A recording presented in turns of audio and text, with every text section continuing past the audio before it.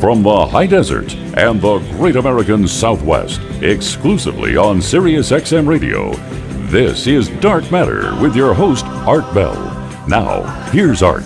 Extraterrestrial radio, actually.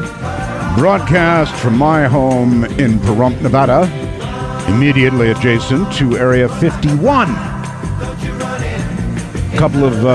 A few programming notes, actually.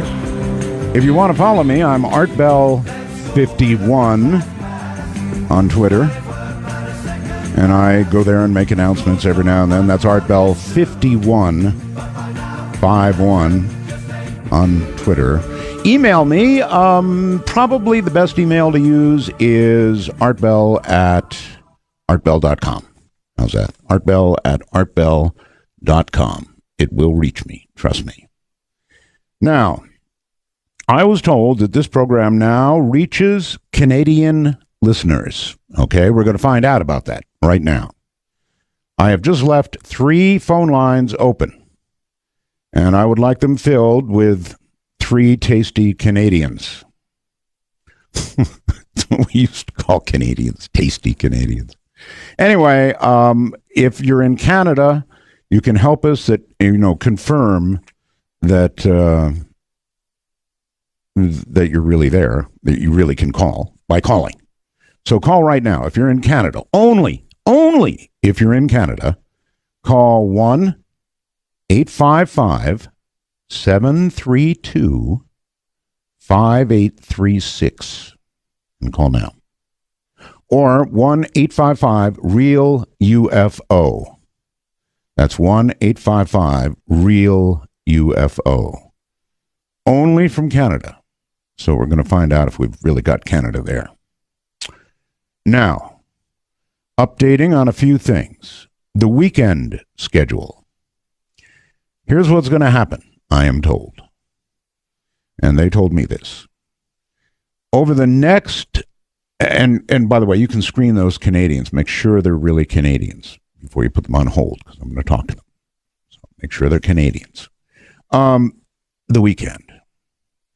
We are going to do something interesting over the weekend, meaning Friday, Saturday, and Sunday. We're going to replay 3 shows twice. That's right, 3 shows twice. We're going to pick 3 from the week and replay them twice. Actually, every day, Friday, Saturday, and Sunday. So if you missed something or a friend did, they're going to get a chance to probably hear it. Then I got a lot of emails about how are all the ABs. They're very well, thank you. And that's Art Bell, Aaron Bell, Asia Bell. And then at least as many about my cats. My cats are fine. This is pretty incredible. Yeti, who I'm sure you all remember, is now, check it out, 22 years old. A lot of you will have been listening way back when he bounded into our yard. Yeti is now 22 years old. And his bones are stiff, but he motivates around. And when he has to, he can run at about 1,000 miles an hour. Abby is fine. Dolly is fine. All 3 of these cats have been around the world now 3 times. They've been around the world 3 times. That's right. I shipped them back and forth, and they had to go through Europe, Scandinavia, actually. So believe that to get to the Philippines. Remember, folks, if you want to wish me well, I'm stealing from Rush here. If you want to wish me well, it's Roswell's. Roswell's Art. That means welcome back. Happy to have you. If not, then just don't say a word. Have nothing good to say. Don't say anything. From the Times of India, and this is really, really sad, there were predictions that 2013 would see an upsurge in solar activity. The sun would be going nuts and geomagnetic storms abounding, communication systems a-fallen. We'd really get it. Well, hasn't worked out that way. Something went wrong. Something terribly wrong. This is the weakest solar cycle that we have had in 100 years. I repeat, 100 years. Now, I don't know if my Canadian callers are on there or not. Oh, yes, I guess, okay. Let's find out, shall we, very quickly? I'm very curious. And dark matter. There, I think we've done it. You are on the air. Hello? Okay, I'm not getting good vibes yet. Was that a Canadian? Hello there. Hello. Hi, how are you? Not bad. Have you had your station on in Canada, like Toronto, like AM radio? No. Oh, okay. Maybe I'm... No, we're on Sirius XM. Where have you been? Oh, no, I think I've heard of you on the radio 2 or 3 years ago in AM radio, but maybe I'm just mistaking you with someone else. Oh, no. You're not mistaking me with anybody. I was on AM radio for, well, most of my adult life. Oh, okay. Yeah, because my brother used to listen to you all the time at 3 a.m. and yes, 3 or 4 a.m. Right. That's right. Oh, nice. Can I so wait a minute. Wait. Sure? Where are you? You're in Toronto, is that right? Yeah, just in Etobicoke. Hey, all right. And you're a Sirius XM listener? Yeah, for the past 3 years. Okay, and you found this show how? Well, I listened to Rotten Tomatoes on this channel. Yes. And I just finished work at 10 o'clock, and right. the station was on, so I started listening to it, and I said, hey, that's the same voice as what I heard a few years ago. So I have Rotten Tomatoes to thank for your being here. Correct. That's really cool. All right, Rotten Tomatoes, thank you very much. There is one tasty Canadian. And, thank you. And you're very welcome. Take care. All right, and I think, right, you too. Let's try going to another tasty Canadian. Hello there. Hello. You are on Dark Matter, and I hope you're in Canada. Yes, I am. What part? I'm West Coast, Vancouver. Okay, West Coast. And how, pray tell, did you hear about the show? I was a listener for years and years and years, and right. I had wanted. I actually had kind of wanted a Sirius radio for a while. I just hadn't bothered, and then I heard somehow. I think I was keeping an eye on your website, or I saw an announcement somewhere. I'm not even 100% sure where. But as soon as I saw that you were coming back on here, that was enough. I bought it right away. Cool. All right. Well, I really, really appreciate your call. And it's good to know that you're listening up there in Canada. Yeah, it's just great to hear your voice again, and I'll be listening from now on. All right, my friend. Take care. Take it easy. All right. Bye. I think we've got a problem with our software here for controlling these phones. We'll straighten that out. I may have one more tasty Canadian to go. So let's make that switch and go to the next tasty Canadian, possibly here. I don't know. You're on Dark Matter. Hello? Hi, Art. How you doing? I got a little bit of a cold today, and I'm calling you from Montreal, Canada. Montreal. All right. Well, that kind of does it. I mean, that's all the way across the country, so cool. It works. Do you have any trouble getting through? No, I didn't have no trouble getting through. I just hit the redial or dial the number, and after I hit the redial, I wanted to ask you about the signal on XM. Sure. Now, I get it. We have a repeater here in Montreal. The repeater system was down today, but I was able to bring my antenna, put it outside on my balcony, but still receive the signal. Now, wow. All right. Now, the way the Sirius satellites work is really cool. What they do is they go from Canada all the way down to the South Pole and then make a figure 8 and come back up. And as they're over Canada, they sort of loiter. They spend a longer time. It's the kind of orbit it's in. And so it spends a longer time over your head, about 29,000 miles above Earth. Okay. And you know what they say, the higher the antenna, the bigger the signal. Now, that kind of a signal that they send, is that sort of like a beam of light, like a dime almost? Because I noticed if I move the antenna a little bit, you can almost like lose the signal. Right. Is so it like a... Well, yeah, it's a kind of spot beam, but it's like a big, broad laser. one. It's sort of like a laser? Well, no, more like a flashlight. Yeah. Okay. You know, the old-fashioned flashlights? Yeah, yeah. So it kind of covers a lot. Okay, listen, thank you very, very much. Nice hearing you. I wanted to be sure we were getting into Canada. All right, there we go. Yeah, I'm listening to you on So, how about that? No question about Canada anymore, I guess, huh? The Pope, amazingly to me, this is a real wow. The Pope is warning that the Catholic Church's moral structure might fall like his words, house of cards, if it doesn't balance its divisive rules about abortion and gays and contraception.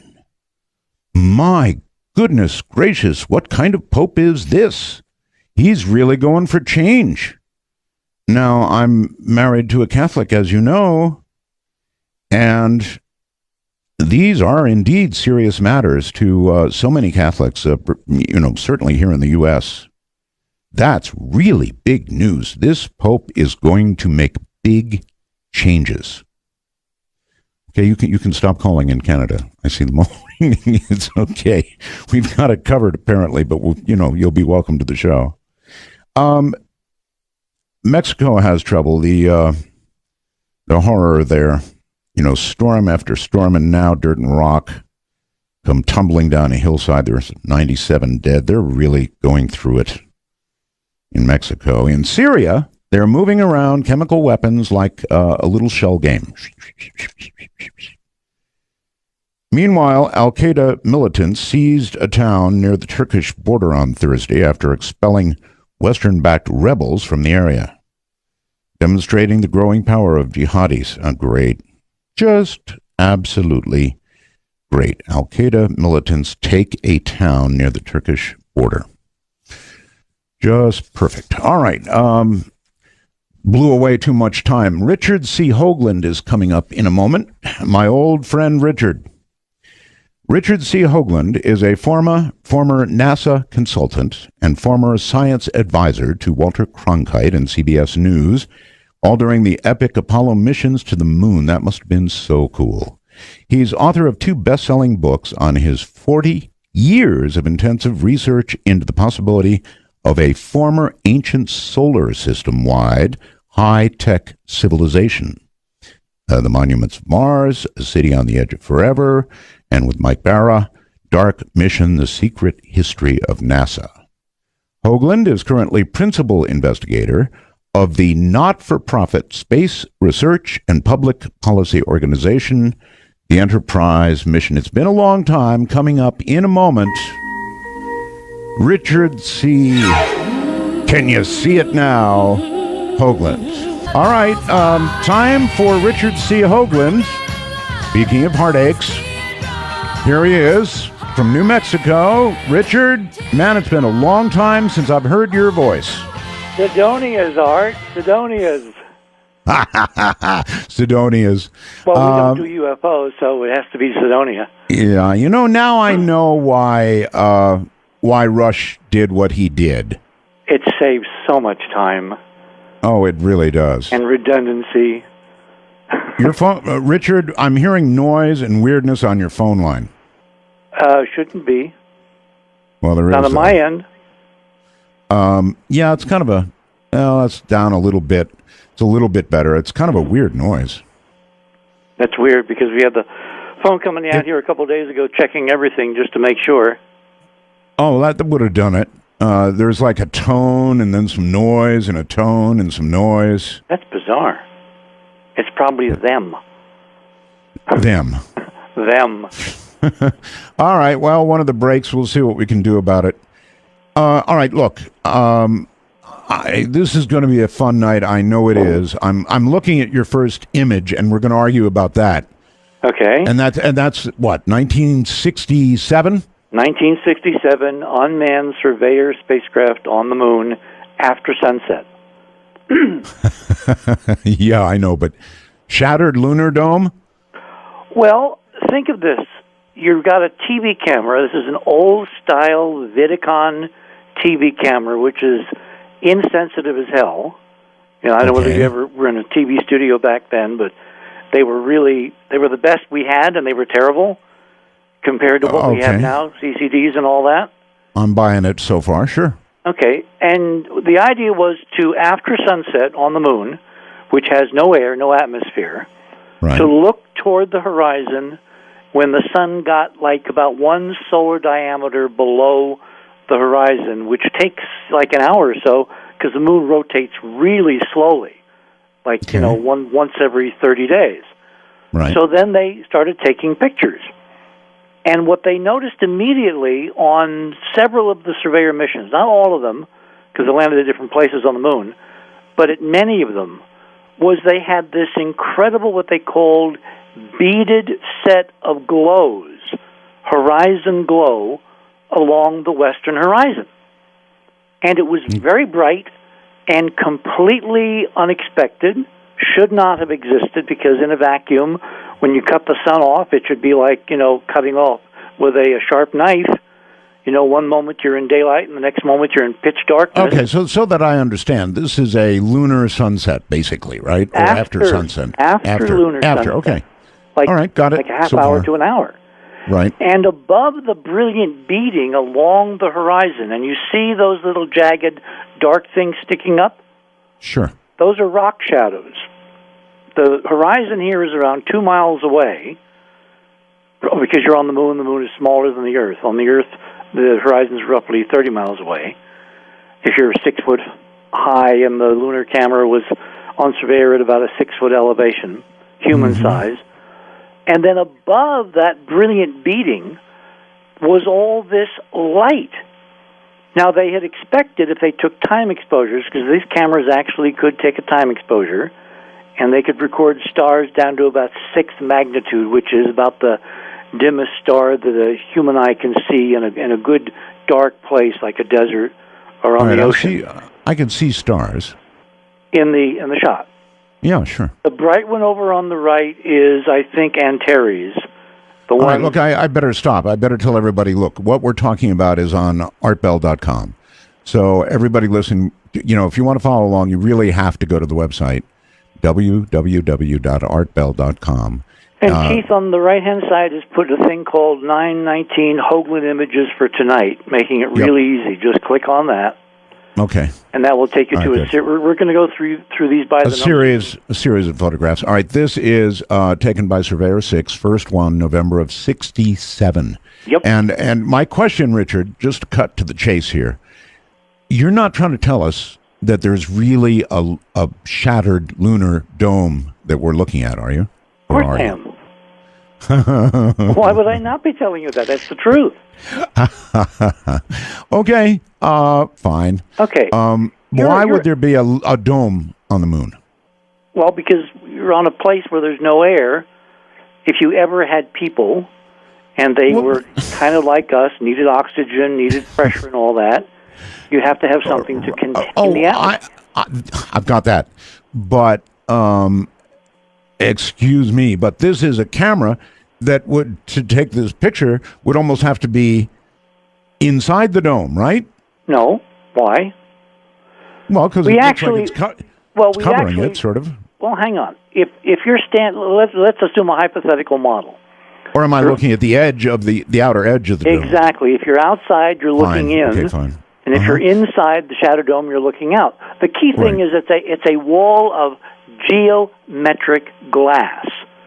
Right. Now, we've all had the experience of driving west at sunset or east at sunrise on a long trip with windshield full of bugs and scratches and dust and all that, and you can barely see out of it because of a phenomenon known as scattering. The sunlight bounces off every little imperfection on the glass, including scratches if there are any, and you can't see out because of the haze created by the bouncing sunlight, right? Yes, I even see a scratch on there, like it was. That's probably a hair in the enlarger when NASA did this picture. This was scanned from a NASA print I got an early generation print I got from the National Space Science Data Center at Goddard Space Flight Center outside Washington, D.C., years and years and years ago. In fact, I probably got it before you and I even first met. All right, but here's the thing, Richard. Please don't explain the definition of a dome to me again. I understand that. I guess what I'm really asking is, come on, dome? If it's a dome, and I acknowledge it looks like one with a hole in it, but if it's a dome, that means, A, we put it there, or the Russians put it there, or the extraterrestrials put it there. Or what? It's got, or what? We put it there a long, long, long, long time ago. Okay, run that one by me. Solar system is 4.5 billion years old, is currently figured, right? Sure. Humans on Earth are supposedly a few million years on this planet, Homo sapiens. Right. That's a huge amount of time to have all kinds of things happen, which the archaeological record would have no record of because it doesn't preserve stuff. There's a TV show called Earth Without People, which I presume you've seen.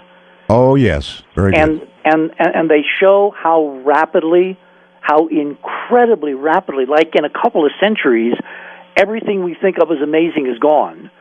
And in 1,000 years, it's dust underfoot, and you'd only find it by some kind of chemical assay or digging in the ground for stuff that was protected and buried.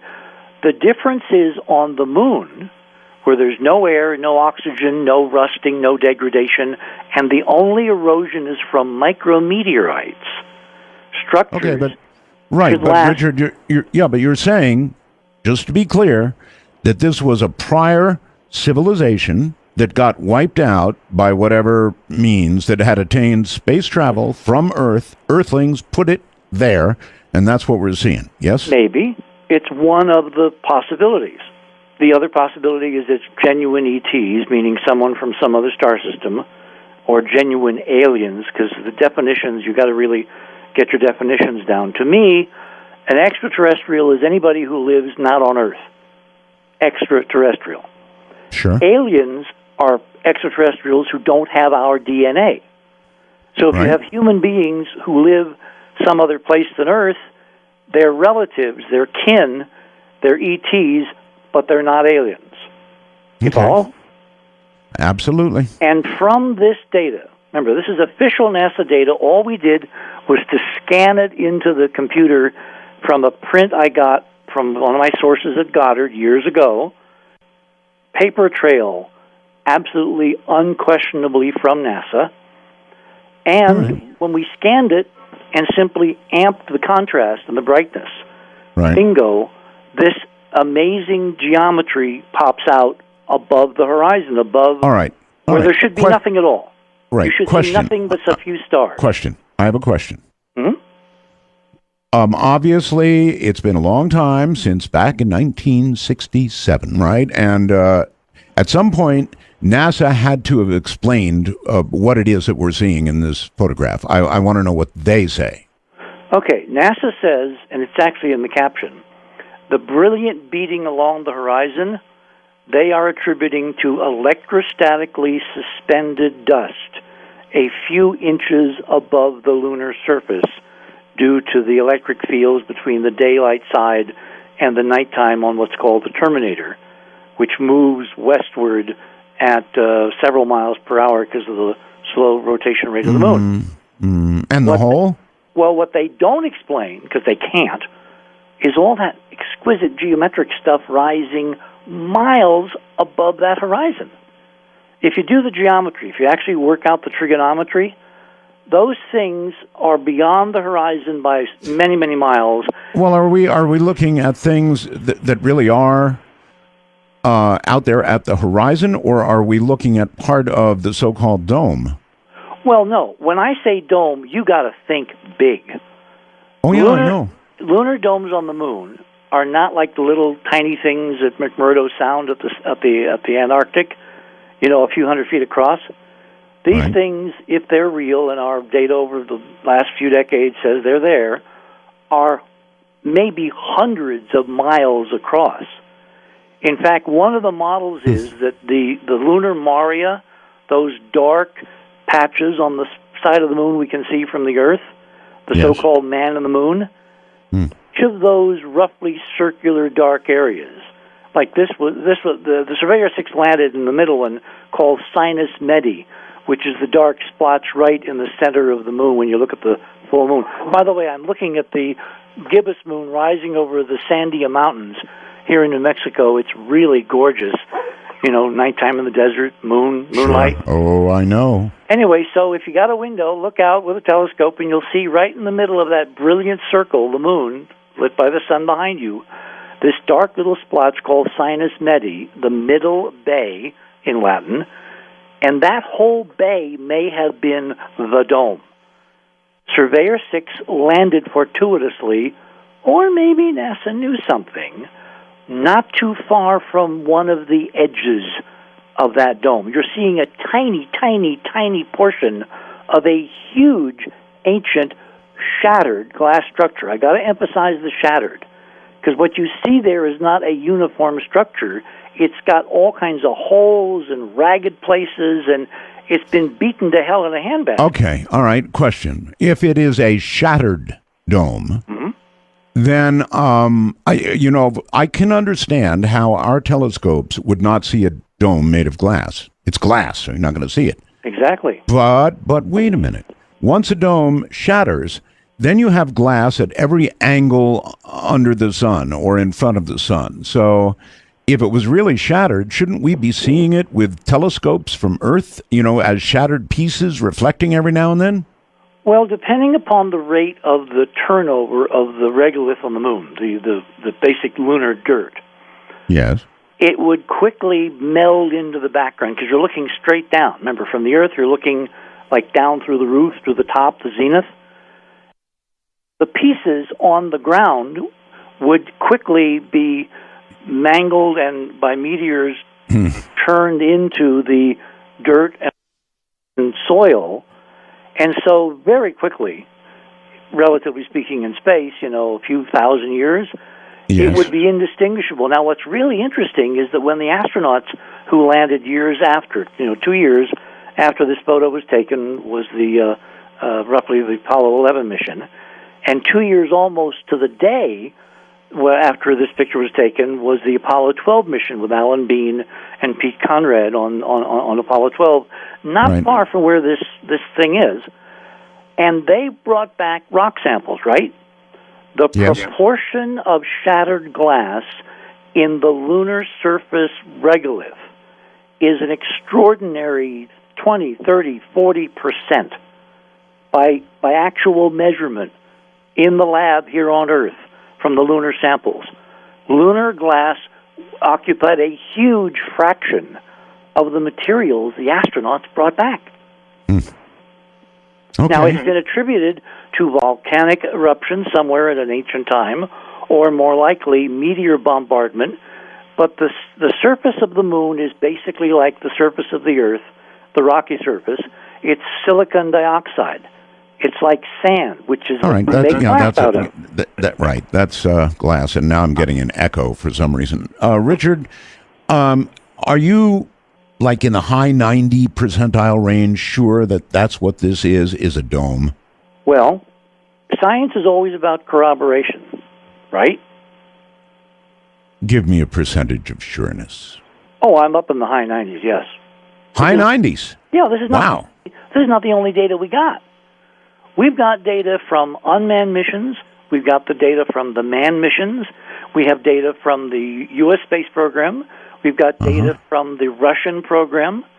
We've got data from the Indian space program. We've got data from the Japanese mission, Selene, from the Chinese mission, Chang 2, I think was its name. All this data corroborating not this photograph, but the general idea. The general idea of ancient glass structures. I mean, look, NASA in its own projected plans, when they did some contracting in the 60s looking toward a vigorous space program, what the hell happened with that, by the way? I really hope you're right, Richard. Honest to God, I hope you're right. Well, we have to go through the evidence. It's not about hope, it's about the evidence. Maybe we have to go back to the moon. You want evidence? Well, of course. And we are going back. We are literally tonight with an unmanned spacecraft. No, well, we need to go with men and women, of course. But even instruments, unmanned spacecraft, if it has the right instrumentation, can confirm this model. And it just so happens, in honor of your return to the air, NASA a few days ago launched an unmanned mission called the LADEE mission, which stands for Lunar Atmosphere Dust Environment Explorer. Because They didn't launch it for my... Well... Come on, Richard. As Nuri says, there are no such things as coincidences. It's a pretty damn interesting coincidence. Oh, anyway, yeah. So look, I want to believe. I want to believe, Richard. There's a website called that. It's a good one too. I want to believe that there somebody put it on there that we did it, they did it, we did it in an earlier incarnation, whatever. I want to believe it because we won't find out who did this until we land with men and women and we begin serious exploration, which I hoped was going to happen after the Bush initiative, when the president announced back in 2004 we were going back to the moon. Right. And then a very funny thing happened, didn't it? Those plans all went awry. New president comes in. Everybody's looking to see what Obama's going to do with NASA, with space exploration. Is he going to do a Kennedy, et cetera? And he cancels all of the Bush ideas and then sets us off on a journey that no one in NASA seems to think they can actually do in a reasonable time frame, which is to go to some asteroid and completely ignore the moon with men and women for the foreseeable future. Well, we are trying to go to an asteroid, right? We are trying to not only go to one, we're trying to go and capture one with a robotic probe, bring it back using solar-powered ion rockets to devector its trajectory around the sun into an orbit around the moon, park it in a very long elliptical orbit around the moon, and then when the new NASA launch system, the Space Launch System, launches toward the end of the decade, 2021, I think, make that a first visit by American astronauts in their new Orion space vehicle, where they would basically go into lunar orbit, rendezvous with this 500-ton mini asteroid that NASA had captured and placed in the orbit so it would be accessible, and then do all kinds of preparatory work for analyzing asteroids, building using asteroid materials, developing an industrial infrastructure using asteroid materials, all of that with the convenience of only having to go to and from the moon orbit, which is roughly 3 days away. Pretty cool. Then when we're done with it, we can aim it at Syria and be done. That would give us something to think about. There's actually folks on the internet who are actually saying that this is a terrible idea because of exactly that. Well, you hope for no mistakes when you're dealing with asteroids. No. Oh, the idea is when you put this into orbit, you do it in such a way that if you do screw up, there is no way it can impact the Earth. The worst thing that can happen is it falls on the moon and makes another hole in one of these ancient domes. Right. I want you to go to photo number 2. All right. This is really important. Remember, the photo number 1 is a print I scanned, and my detractors say, oh, you just, didn't clean your scanner and all that crud is on your... Yeah, really, guys. Okay, here I am. All right, so go to number 2. Now, you have a way to toggle back and forth easily? Not easily. But you can look at one and then the other and then go back and forth, right? I guess. This looks like it's taken further away. No. Almost. Well, it does look further away. Well, it's just how it's cropped, I guess. It's exactly how it's cropped, yeah. Yeah, okay. All right. It's the same image, but it's a 2009 NASA version from the NSSDC. Really? Yep. Really. Now, that is interesting, Richard. So you've got two pictures taken at very different... But they're two different processings. One, remember, back in the 60s, we didn't have digital. Everything was dark rooms, photographs. Remember film, guys? Remember Tri-X and Ektachrome and all those names? Sure. 90% of our audience doesn't know what we're talking about. Kodachrome? Kodachrome, wonderful Kodachrome, Yep. This is a digital version from the original magnetic tapes that were recorded from the signals sent back by Surveyor in '67. Right. Stored in the National Archive, the NASA Archive, the National Space Science Data Center. That's what the NSSDC stands for. Yes. And when you click on the full image, because when you go to these thumbnails on the image page, you click on them again and it takes you to the full image. Don't worry. I've got the full image. Okay. In the bottom left, you see the URL? Yes. Source, Berkeley, EDU. Right. That is a paper by a bunch of lunar specialists published in a peer-reviewed journal in 2009, where I got this image from. All right. If you're just tuning in, we're looking at these photographs on artbell.com. Look on the right-hand side, and it says what, Richard? Well, Richard Hoagland photographs or something? Yeah, Hoagland images for tonight. Yeah, this is number 2, and it's a dome. It's a dome on the moon. Okay, it's a part of a dome. All right, you see how there's kind of like a geometry. It comes up from the horizon and goes down like a cone? Yes. That's because of the light scattering characteristics of glass and sunlight when the sun is below the horizon. I'll kind of buy that. Okay, that's amazing. You can duplicate this on a pool table in a dark room. What you do is you get some plastic, like those plastic egg cartons or plastic strips, right? And you basically glue them together in a jumble, and you put them on the edge of the table. You turn out the lights in the room. You take a flashlight, which you were talking to your Canadian friend in the last segment about, and you put it below the edge of the table, and you shine it on the plastic creation. Sure, I can see how that would work. Yeah. All right, Richard, hold on. Hold it right there. We're going to probably see if we can reset that phone line, or maybe we can't. It's livable, kind of. Okay. Dome on the moon. Maybe. That's what I'm saying here. Maybe. And if it is a dome on the moon, then as Richard pointed out, there's only one of 3 possibilities, and all of them are pretty cool. Right? 'Twas us. 'Twas aliens. I kind of like the "it was us." We'll be right back. Oh my! I had the mic over, and I actually started singing.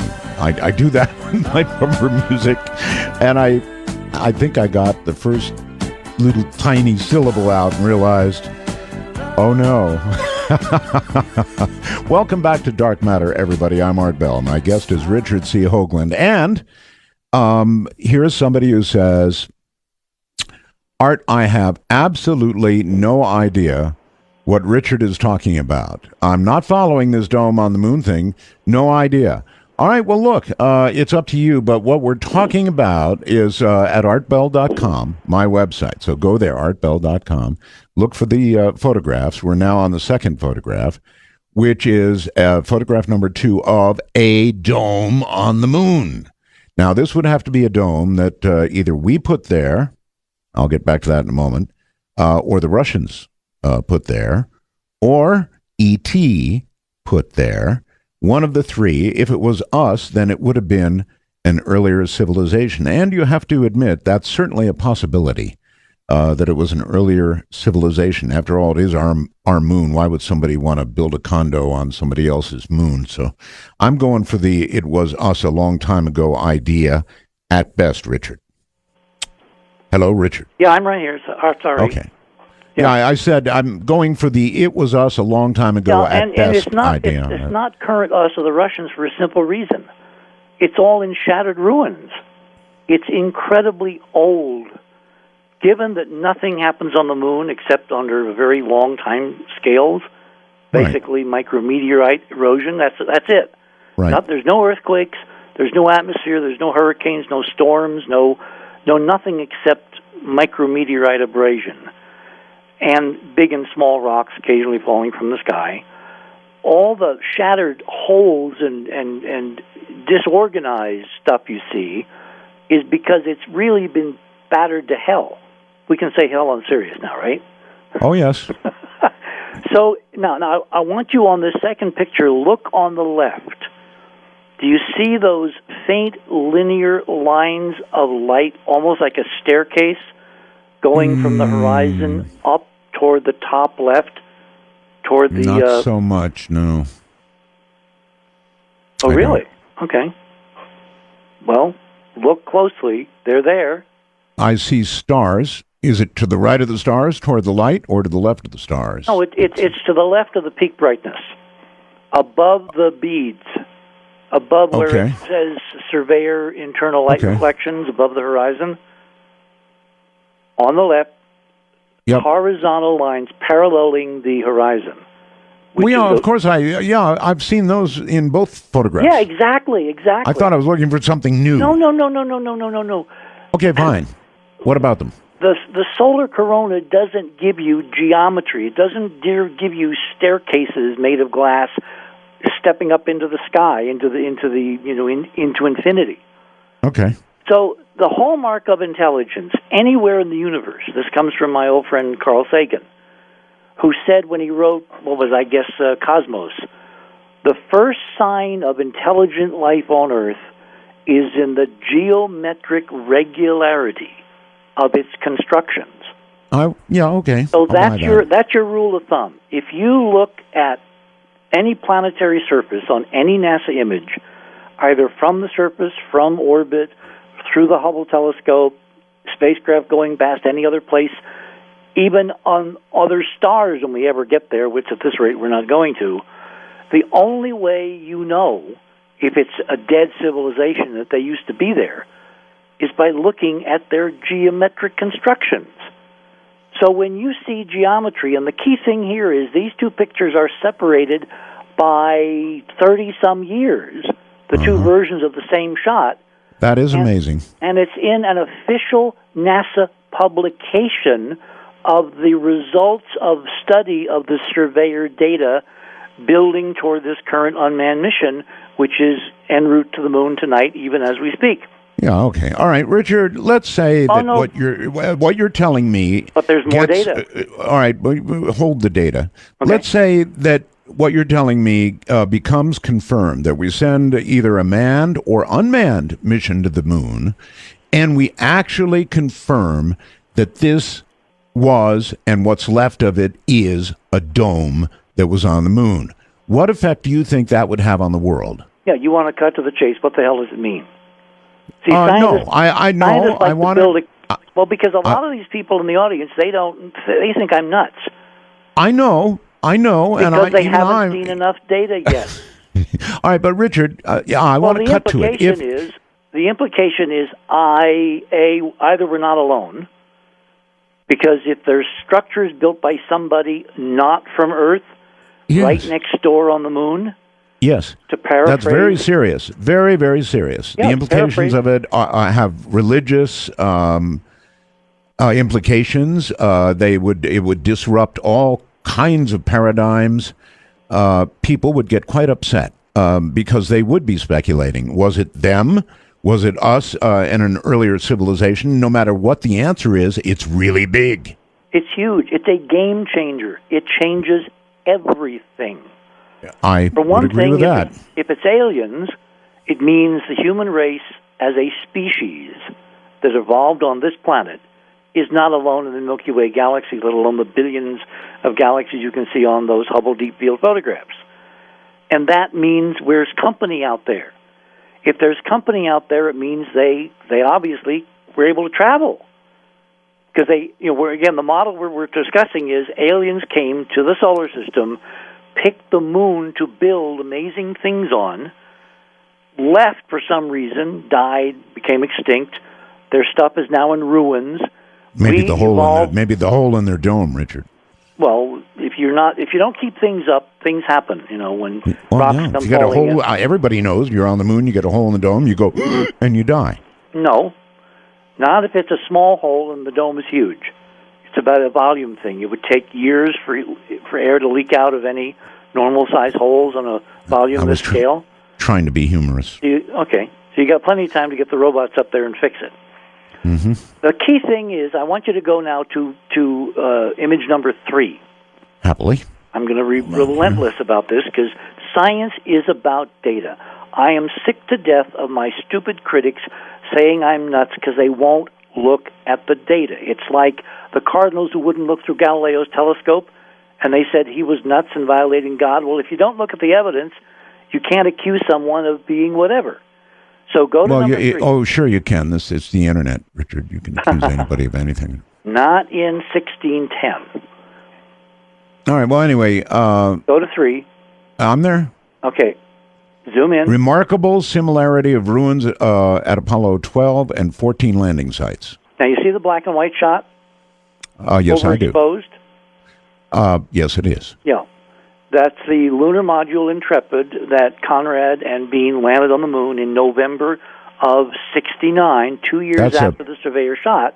Pretty damn cool shot, actually. Yeah. Do you notice those horizontal thingies in the sky? I do. Looks like you know what it looks like? Looks like a wood fence. Yeah, or a staircase, I'd go for wood fence. All right. But now, if you want to flip back to number 2... No, I don't. Well, I will.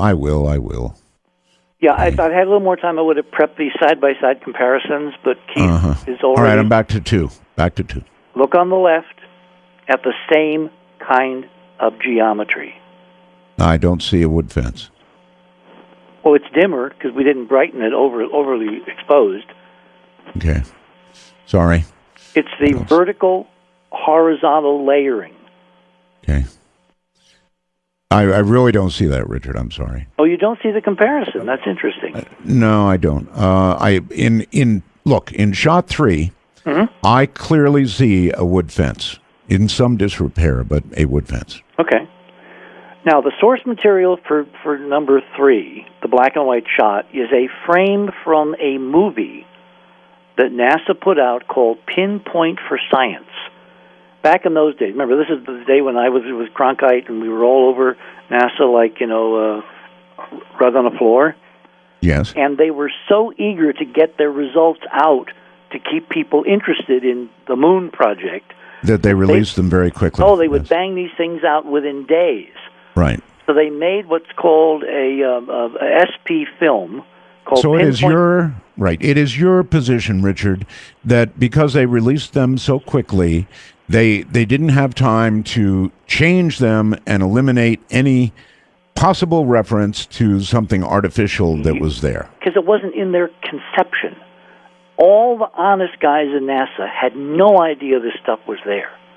So remember in history, it's always the earliest stuff that you can trust, and the later stuff, the folks who want to change things or make history go away or erase, they have time to do their dirty work. Mm-hmm. What NASA did is they produced these films with two companies, one in Virginia and one in Houston. And they got them out within days of the landing when the astronauts had come back, and then they sent them all over the world. So there are hard copy film prints in little canisters with this name on it: Pinpoint for Science, the history of the Apollo 12 mission, half an hour, all over the planet, in India, in Russia, in Japan, in Brazil, in Argentina, in Dubuque, Iowa. There's a zillion copies of this film out there that has absolute parallel data showing glass structures similar, if not identical, to the geometry seen on the Surveyor shots taken 2 years after Surveyor. Stop for a second. Are you telling me that this thing that I'm calling a wood fence... Wood fence. And it does look like one. Frankly, I have no idea what the vertical striations, what they mean. That's film scratches. Film scratches. Remember, all we've done is to scan this and put it up. We haven't touched it in any other way. But you're telling me, basically, that this illustrates, again, the dome. Yes. And it actually could be a portion of the same one, because the Apollo 12 landing was not too far away as the crow flies. Of course, crows can't fly on the moon, no air. Richard, I do admit the way the light would suggest that something clear opaque is there. I don't know what it is, but it does seem to illustrate something is there. I'll give you that. You can eliminate by the process of known physics all the things it can't be. It can't be an atmosphere, because we've got instruments that have measured the gazillion molecules on the moon's surface, and there is no air. We're going to get but they are about to measure something they're calling an atmosphere, which I thought was weird. But see, it's about definitions. The lunar atmosphere exists, but it is millions and millions and millions of times thinner than the air we're breathing, and optically you couldn't even see it. There's so few atoms and molecules per cubic foot, or per cubic hardly worth talking about or even measuring. On a long-term basis, it can have effects on the lunar surface. So from a scientific point of view, that's why they're interested in measuring its properties. But from a practical point of view, it is absolutely as if it was not there. It certainly cannot create on film. Remember how slow film used to be compared to electronic cameras? Yes. And this is now taken not after sunset. This is taken in broad daylight. And what we've done is we've suppressed the light on the lunar surface, which is already overexposed, and we brightened up the vacuum black lunar sky above the horizon to bring up the faint scattering of light from the ragged fragments of this shattered dome. Actually, a small, tiny piece of it. You're so close. You're seeing just a tiny portion. Like if you were, think of a huge structure like the Superdome, and you're standing 2 feet away from the wall. That's what you're seeing. You're seeing a tiny portion of a much more vast structure, which under 1/6 lunar gravity could rise miles into the sky. Somebody's objecting. That is Morala. Morala loves to have national airtime. She has bothered George. She's actually barked during the commercials when I've gone to break at the top and the bottom of the hour. I'm talking to you. I'm not talking to her. She's pissed. Plus, you're a cat guy, and I now have a dog. Now, listen. You're going to lead me down a bad road here. I said no bad language, and that is a rule on this program. Okay. Angry. She's angry. All right. Oh, you mean we can't use that other word? Okay. I'd rather not. All right. Fine. My point is that these are two independent data sets taken 2 years apart by two different sets of instrumentation. Right. I'm there. And see, these are not our only examples. I mean, you and I could spend days going through photograph after photograph showing the same stuff all over the moon. We don't have time. That's why I have a website. I'd need special medicine for it, but if now let's get to image number 4, because this is where the MacGuffin is. This is where Hitchcock's end of the story comes to a point. All right, we're on artbell.com, folks. So when you hear him say image 4, that means you should be following along with this, or it's going to be hard for you to even comment. Artbell.com. All right, now that's a nice picture. No, it's an artistic rendering. And what it shows is the 800-pound unmanned LADEE robotic spacecraft, which is headed toward the moon tonight. Mm-hmm. It's going to take them about 30 days in these wandering orbits that are very low energy to get there, even though you can go there in 3 days. Right. They've chosen, because of the rocket system they used, a very elaborate way of saving energy so they can put as much payload in their spacecraft as possible. And this is the spacecraft that could, if we keep NASA honest, tell us if we're looking at ancient glass domes or we're looking at just some natural phenomenon that has never been encountered before in space, and it's just flummoxed everybody. All right, that's very hopeful, Richard. Trust me, I would like nothing more in the world than for you to be right and for them to take the images, and here comes a clear image of a dome. But I just know that you're going to say, if there's any dome in the picture, they're going to eliminate it before we ever see it. Well, maybe and maybe not. Remember, when you and I did shows 10 years ago, the politics were a certain way. When you were talking with Stephen Greer earlier in the week, we had the phase of this bullet has your name on it to keep secrets. Right. My political assessment now is that there are so many people in NASA who are desperate to leak the real stuff out. And when we get into our Mars Curiosity part of the evening, you're going to see some far more amazing things that are obvious in every photograph that they're releasing. Wouldn't you think by now, Richard, if NASA had been doctoring photographs, that a lot of people would have come forward and wanting nothing to do with hiding a gigantic truth of that magnitude from the world? Which people are we talking about? The people I just talked about, who would be so upset about hiding a truth of this magnitude from the world that they'd get the real thing out and say, here you go. You mean people in NASA? Sure. Well, but they're just human beings. They've got car payments. They've got kids. They've got mortgages. They have to live. They have to survive. If they're told, a la what Greer was told, you either do this or you don't do anything, what are they going? What's their decision? And it doesn't even have to be life-threatening. All it has to be is job-threatening.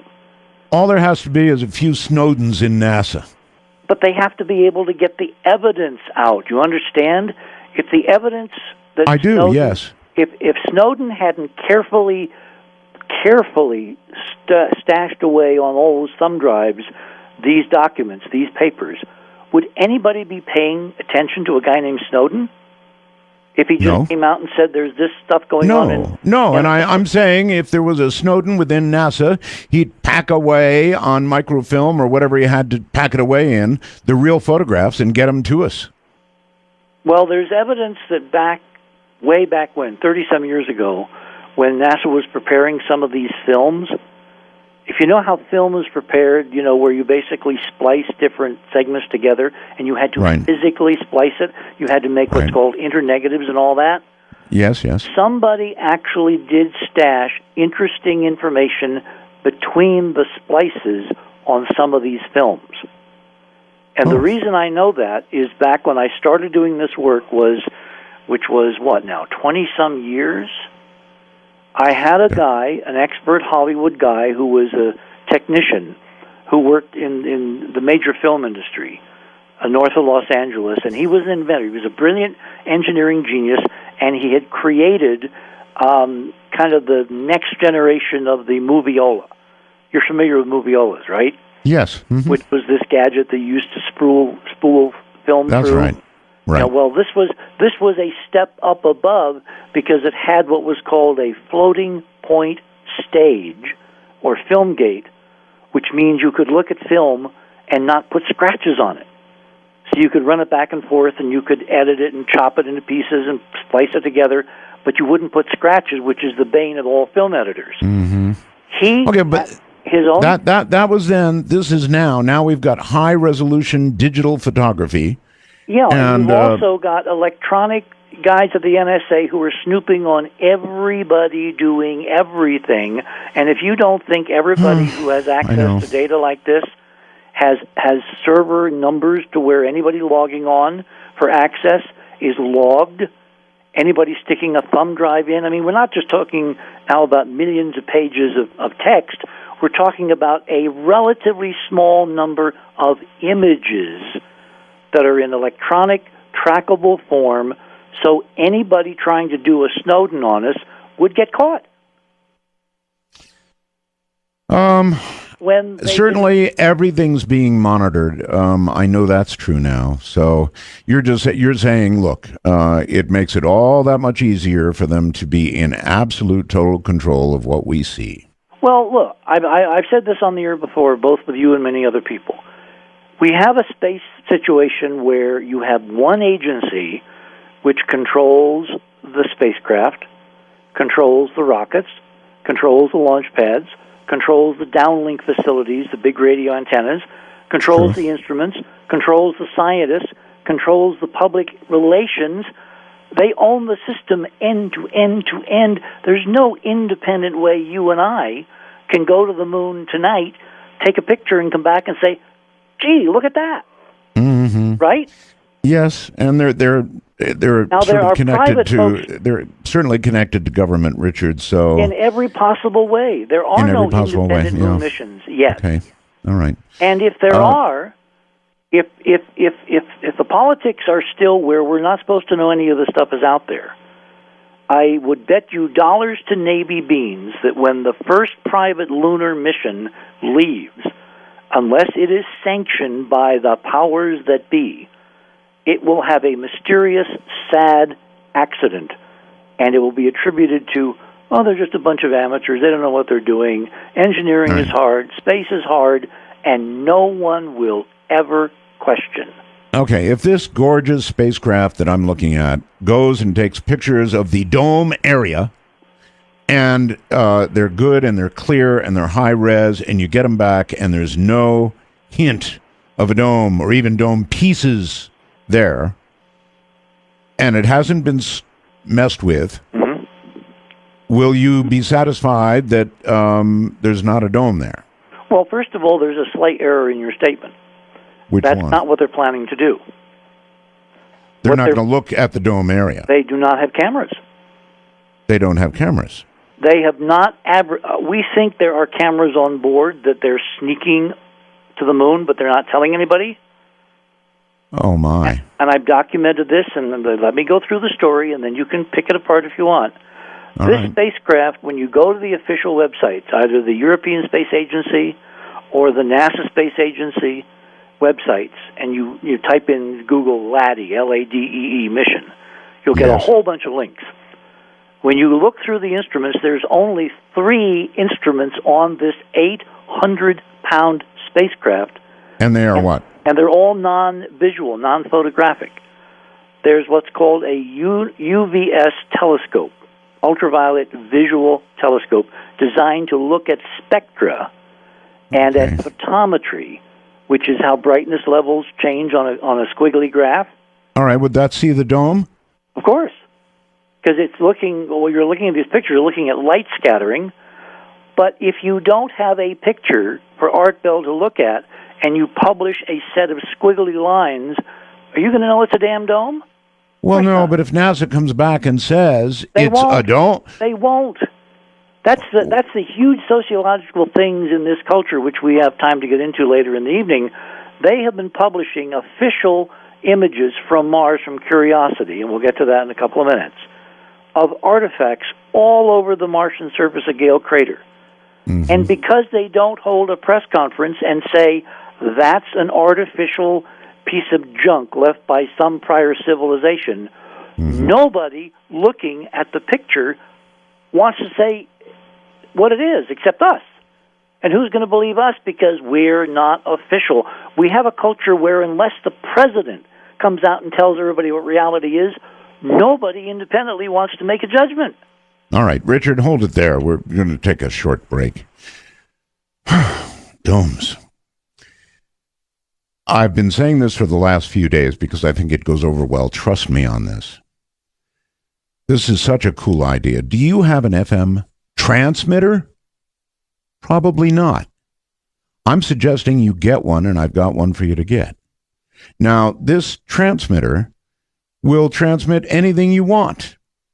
You just plug a little wire into your iPhone and or your iPad, your iPod, your smartphone, your computer, your internet radio, your Sirius XM radio. Or if you've got me coming in on your iPhone, you can plug the iPhone into it. And this transmitter will transmit throughout your house. It'll transmit my show to any FM radio in your house on any part of the FM dial. Pretty cool stuff, I'm telling you. Now, I want to remind everybody not to attach a 30-inch wire for improved distance. I want to remind you not to go on the internet and read about the Sea Crane transmitter. And I want to tell you, I guess I better not say anything else. I want to tell you that it comes with an AC adapter. It can run on a couple of AA batteries. But seriously, my friends, this thing will Well, it'll fill you with joy when you hear this program or whatever else coming out of your FM radio on the other side of the house. It's $59.95. That's cheap for an FM transmitter. Take it from somebody who's bought a lot of them. Call C. Crane now at 800-522-8863. You're asking for the C. Crane FM transmitter. 1-800-522-8863. And, of course, you can get a free catalog and see it at ccrane.com.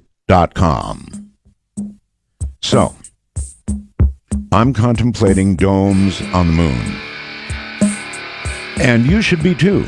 I mean, if there is a chance that there's a dome on the moon, that means one of three incredible things. Wouldn't that be something?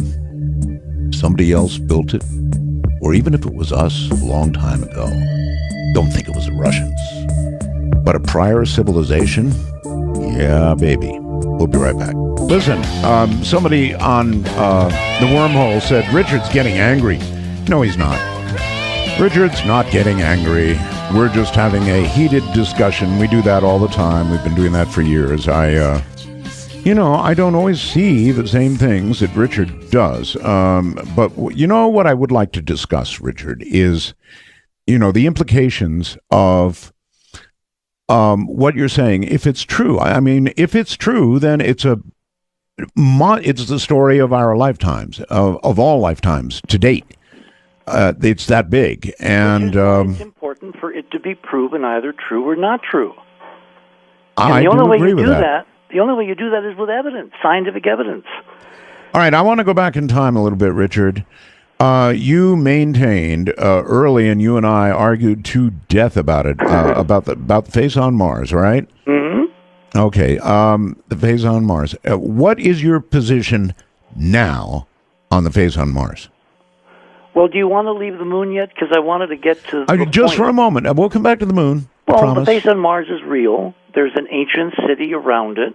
There's been umpteen spacecraft that has taken, images of it. Do you know that for a place that NASA claims it has no scientific interest in, the Cydonia region of Mars, where the face is the most photographed region on Mars of any place on Mars in the last 30 years?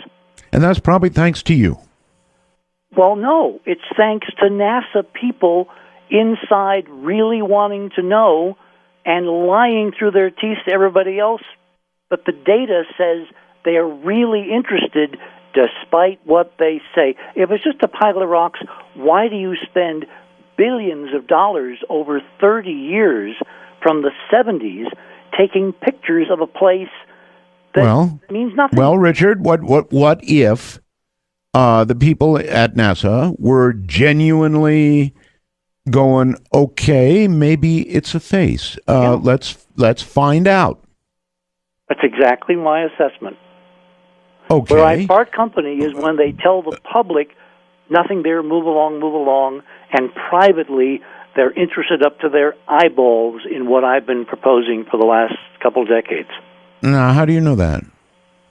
Because if the data says they're taking information from spacecraft again and again and again of one region, and yet they're telling the Congress and they're telling the public there's nothing there, move along, that is the height of scientific hypocrisy, to say nothing of the attacks they've made against me and a lot of other people who've looked at this now. Well, look, I admit Cydonia is an interesting region. There's no question about that. Is it a face? When they did the closer high-res photography, frankly, Richard, it didn't look like a face at that point. Now, from Earth, with the right telescope, it looks like a face. If the sun is in the right place, it definitely looks like a face. But the latter pictures that we've received, no. Well, when you say latter pictures, you kind of have to pick which pictures, because if you look at the NASA pictures... Fair enough. Yeah, the NASA pictures, when you get the so-called best images, it really doesn't look like it did in the Viking shots. But when you look at the images coming from the Mars Express mission from the European Space Agency, right, you see all kinds of exquisite detail that for some reason you don't see on the NASA images. And that's kind of impossible because they're supposed to be photographing the same thing in the same Martian desert, right? Okay. All right. So your position then, I just wanted to clear it up, remains that was a face put there by, well, your choice of the above, right? So we would recognize it was a face, realize there was life on Mars at some point. Well, that's one hypothesis. You know, when you try to crawl into people's headspace, into their minds, particularly separated by the present by millions of years, and you may not even be dealing with the same species, because remember, we don't have any ground truth. We don't have access to the libraries. We don't have a signature. We don't know who did it. All we know is something interesting was done, and what we need is a human mission to go there, find the libraries, and find out who did it and where they came from, and if they were related to us. Now, we've got some models, some scenarios, some educated guesses, some speculations based on the science. But and you admit that that's all it is? Yeah, at the moment, because we don't have the ground truth. All right. It'd be really cool to have a human mission to Mars in our lifetime where astronauts, multinational of course, walk in the front door, set up TV cameras, send a live transmission and say, good God, look at that. Is that going to happen? I don't know. I don't know. You are getting some support from some of the people that are, sending messages. Can I interrupt? Yes. It's irrelevant. Yeah. Science is not a popularity contest. That's why I'm so upset when people say, "Oh, so and so was with you," or "So and so's against." Yeah, I know. I'm not turning it into that. I'm just saying, Richard, there are people that have looked at these images, back from the phase on Mars to the present, and they are seeing what you see, and Cydonia is a absolutely fascinating place, and I can imagine that NASA thought, yeah, well, maybe, and so they went back and took more photographs. Well, you can go to the archive. I mean, this is just engineering data, and you can look at the missions and the amount of time they've spent taking pictures, high-resolution pictures at trigonometry, different sun angles, even in color, of this one little region. And remember, Mars is a geologically interesting place. It has as much land area as all of Earth's continents combined, even though Mars is half the size of Earth because there are no current oceans. I'm giving you this, Richard. I'm saying. Them to spend so much time taking data on one place and publicly saying there's no interest, they're lying. Look, we live in the 21st century. I'm agreeing with you. Let me actually say yes to you. I agree. I think they have been fascinated with Cydonia, and so they went back again and again and again. And I think they did it in part because of you, Richard. Really, I do. And the fact that it looks like a face. It has nothing to do with me. The in crowd and the out crowd are totally separate. We, and I'm talking now about everybody listening to my voice, including you, Art, we don't count from these people's perspectives. There are two separate civilizations almost going on. There's the in crowd, which we can call euphemistically the 1%, or the 100th of 1%, and then there's all the rest of us. And history in the last 20 years has proven that we don't count. Look around at all the mainstream news and all the things that we used to talk about that were spooky or conspiratorial or, there's no way that could be true. Every worst nightmare that you and I and all your other guests have ever discussed has come true, has it not? The worst-case scenario is worse than anybody could have imagined, up to and including Edward Snowden. A lot of them, yes, have come true. Not a lot, all of them. There is a very important report called Report from Iron Mountain. You want to have someone on some night to discuss Report from Iron Mountain. Here, I want to say something, Richard. Okay, let me say something, Richard. Okay. I'm going to support you. I think that if the current spying being done on the American people was done in 1950, let's say 1950, Richard, and the American people became aware that all of their phone calls were being listened to or monitored, and all of their emails, if they had email or mail or whatever. Their actual hard copy mail was opened in some secret office. Okay, fine. All right, I said mail. That they were being spied on by the government en masse, as they are now. I think there would have been a revolution. Yeah. That's what I think. In a nation with a lot of people carrying guns, there would have been a real revolution. Mm-hmm. Now people just seem to roll over and accept it as, well, that's just the cost of doing business. So I'm on Facebook and I'm on Google and everybody's monitoring what I'm doing. Well, they're doing it for business purposes. They want to sell me something. We have become so passive at the idea that we are being treated like chattel, like slaves. And there's a few people who have access to the good stuff. And by good stuff, I mean, you asked me before the question, what does this mean if I'm right, if there's an ancient civilization on the moon and Mars? Yes. It changes everything because it gives us the tools so that 7 billion human beings technologically can live off the Earth without destroying the Earth. They can all have incomes, they can all have jobs, they can all have a life, they can all have families. They don't have to go to war with each other and shoot each other because of something stupid like oil. It totally changes the equation of the haves versus the have-nots, and that's why this information has been locked up, Art. They want us in chains. Well, we're getting there. We're so close. And that's why I'm looking at this mission back to the moon, and I'm saying there may be a contingent, a group, that are going to blow the whistle, and they've set this up very carefully so that the bad guys don't know what the good guys inside are about to spring on them. All right. I'm going to give you this much, Richard. If they didn't want us to know, about what was on Mars, and they didn't want us to know what was on the moon, and there was something of intense interest there, they have the power for us not to know. Totally. Yeah, okay. That I'll give you. Unless there's a break inside, unless the politics of cover-up, a la Brookings, which is a nice excuse, have changed, we won't know from this current mission. And unfortunately, there's indications they're planning to really try to sneak another one past us. Let me tell you how. When one of my readers on Enterprise saw that I was going to be on your show, he sent me an email the other night and he said, "What are those two weird things on the top of the LADEE spacecraft?" And I went and looked, and I didn't see anything unusual, and so we got into this dialogue, and I actually started doing some homework and digging, and finally I found an obscure engineering thing out of NASA that said they were what are called star trackers.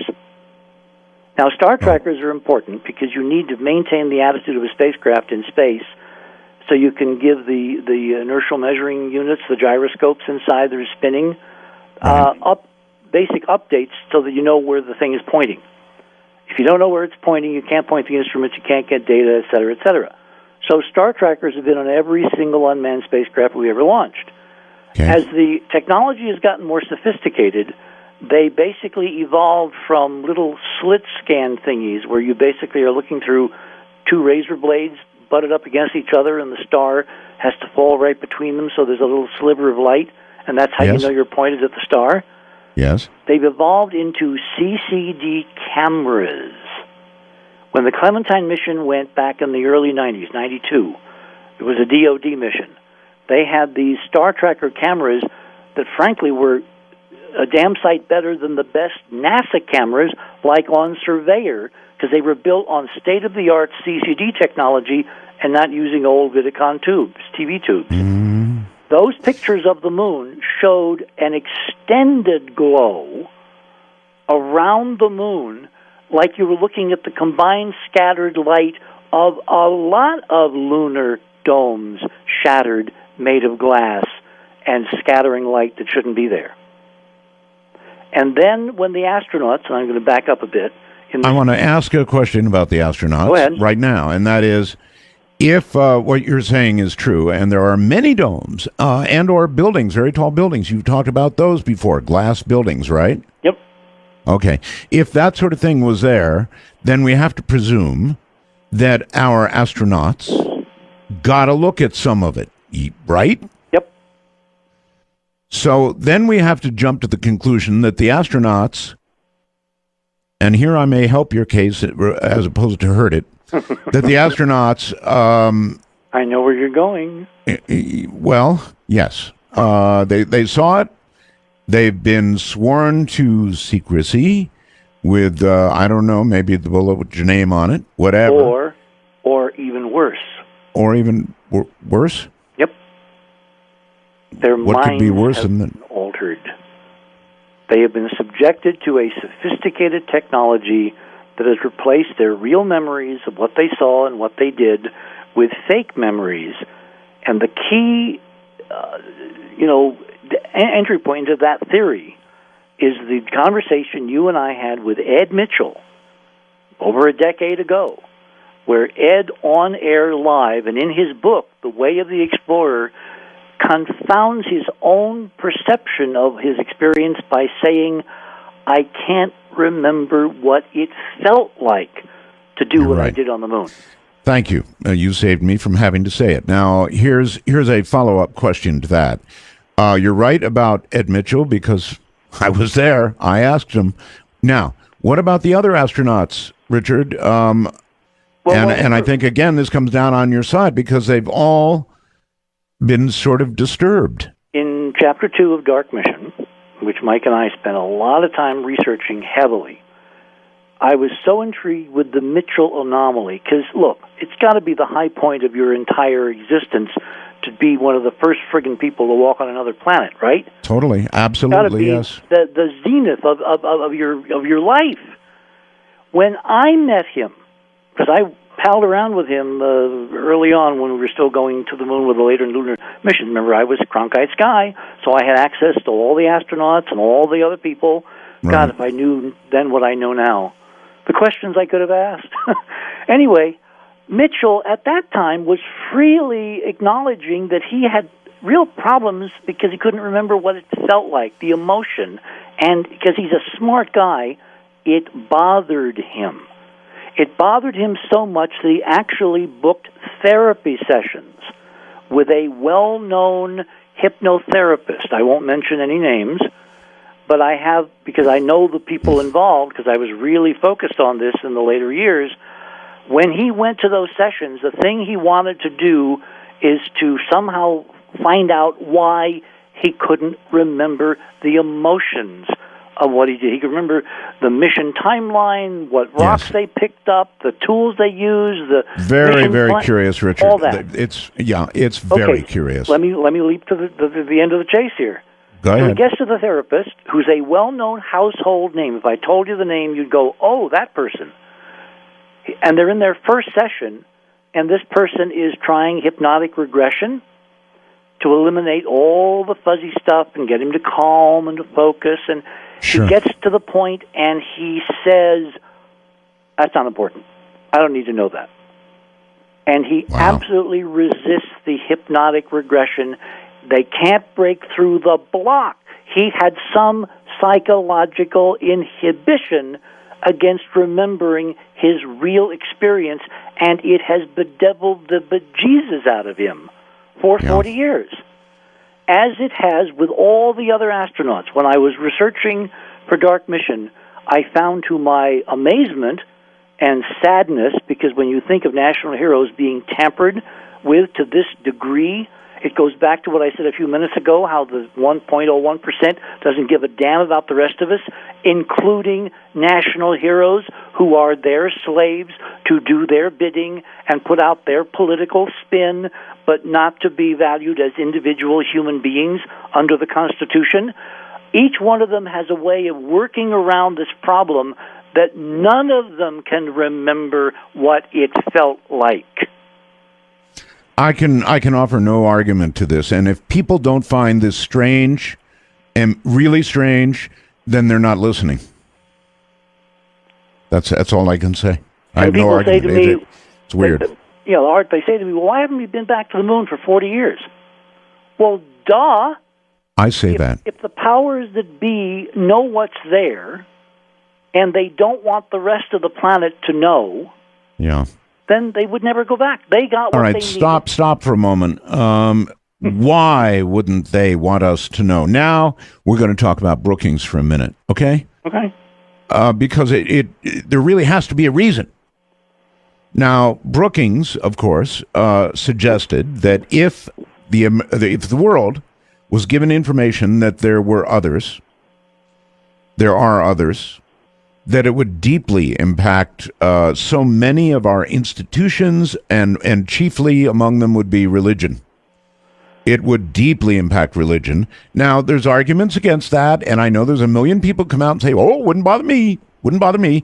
And that's fine. Maybe it wouldn't bother you, but it would bother a lot of people, and that's what you have to understand. Now, there represents a reason for not telling us. Maybe it's not a good reason anymore, but it's a reason. Well, and when you start talking about hiding all of this, Richard, you damn well better have a reason why the American government and other governments would hide these things. Well, look, when you come across a dead body on the floor, let's say you're a cop, you don't give a damn about why the person was killed. Oh, yes, you do. It's no, you don't. Motive. No. You can't. It's nice to have a motive, but there have been plenty of jury convictions without a motive. Not as many. Usually you need a motive. But there have been many, and there's not as few as you think. Okay. By the way, I just got a note from George. In fact, I've got 2 notes from George. His first one, he said, I hear he's giving you a hard time. And I said, we're having a spirited conversation. No, George, it's called a conversation. So he just sent me another one. Yeah. Go get him. Okay, come get me, Richard. No problem. Look, that's what we're doing. If we weren't doing this, I wouldn't be having fun. I have known you since before George was out of the crib. Not quite, but not that far. No one seems to understand that the way you get to the bottom of this is you have 2 very civilized people talk about real stuff without being personal. And I love it when you challenge, because it means you're listening to the answers. Richard, it's called a talk show. For a reason. All right, enough of that. So, anyway, back to Brookings. Well, I think Brookings does give us, I think it gives us a legitimate reason to hide this. And short of Brookings and what they say in there, what reason would there be to hide it? Well, look. If we're doing multiple choice, remember your conversation with Greer, why don't they want us to know about UFOs and all that? And you went down a list of all the reasons. Ultimately, it seems to me it comes down to control. This planet has a history of control. Even under the aegis of democracy, ultimately, we don't have a pure democracy. And if you look at Washington now, with the stunning exception of the latest refusal by the American people to stampede into another stupid Middle East war, and the Congress to actually listen, as well as the president, we haven't had many examples of where the people's will was actually exercised for decades, right? I agree with that. Yes. So if and since I agree with that, hold on, Richard. We're going to do a quick break here. We do have them. Again, it's got to be a matter of trust, and plus I want you to go to the Seacrane website. The Sentinel Ally. This is the coolest thing you've ever seen. I'm telling you. Trust me, I've taken this Ally and the Sentinel Ally and shown my friends. Every single one of them said, I have to have it. And that includes my wife. We went to see Bob and Sue Crane, and Bob demonstrated the Sentinel. It wasn't out yet, it was just getting started. And my wife saw it, and my wife started jumping up and down, wanting one, and of course he gave it to her. What it is a 9-inch, that's all, I had said more, it's only 9-inch. It's a portable, stereo, oval cylinder speaker that you can carry anywhere you go. It's very lightweight, fits into a giant pant pocket, actually, backpack or even a briefcase. Has excellent audio and delivers crisp, full stereo sound that's totally out of this world. The Sentinel gets together with anything you've got by Bluetooth, just like that. It's got a USB thumb drive if you want, an SD card, 1/8" patch cord. And listen, with the Ally, you can stream audio via Bluetooth from your phone, tablet, laptop, satellite radio, or any other Bluetooth-enabled device, and it comes out sounding like you're in a concert hall. It's got rechargeable batteries. It'll play for up to 10 hours. How's that? 10 hours on rechargeables. It's good for barbecues, out at the beach, trips to the lake. You can leave it on your kitchen counter. And what's on that little cell phone sounds like an orchestra. Trust me, call them now. 800-522-8863. That's 800-522-8863. Operators are sitting around right now waiting for you to call. And by the way, after you get the set and try it, you call me on the air and tell everybody how it sounds. All right? And they've got a free catalog too. ccrane.com. It's awesome stuff. Richard C. Hoagland is my guest. And yes, we're having a discussion. It's called a talk show. None at all. Let's see. This comes from Jerry. Jerry says, the bit Richard was just talking about the astronauts having had their minds blocked. I thought for years that this was done when they were quarantined after they returned from the moon. Perfect time to do it. I've got to admit that there's probably something to this. I don't know that they've had their minds blocked, but something is absolutely wrong with their reactions when they're asked about how they felt to walk on the moon, to be a man walking on the moon. This would not be something you would forget. You wouldn't forget your feelings and your emotions, and it would be, a high point in your life, and you just sure as hell wouldn't forget. Richard? I'm here. Okay. So I'm with you on that part, and I guess what I want to ask you now is, in your mind, is Brookings no longer viable? Well, I've always thought, when I say always, I mean, you and I haven't, it's like Rip Van Winkle. I was listening to the other night, and it was like I had woken up from a 10-year sleep, and there was art, and there were guests, and there were good conversation, and it's like you're in the groove. You are really in the groove, and I love talking with you. I don't know why people think I'm angry. I'm passionate because I'm tired of being lied to. Right, I'm passionate too, and that's all it is. It's talk. Anyway. American people were so tired, so sick to death of endless war, they said in the last couple of weeks, no. And the most amazing thing is the system listened. This is unheard of, and I think this is going to progress. Now, if this is part of something new, which is bubbling under the body politic, this mission to the moon could be finally the vindication of all the things that will change the world for the better if this data comes out and people realize, oh my God, not only are we not alone, but it was us at one time. We did astonishing, amazing things.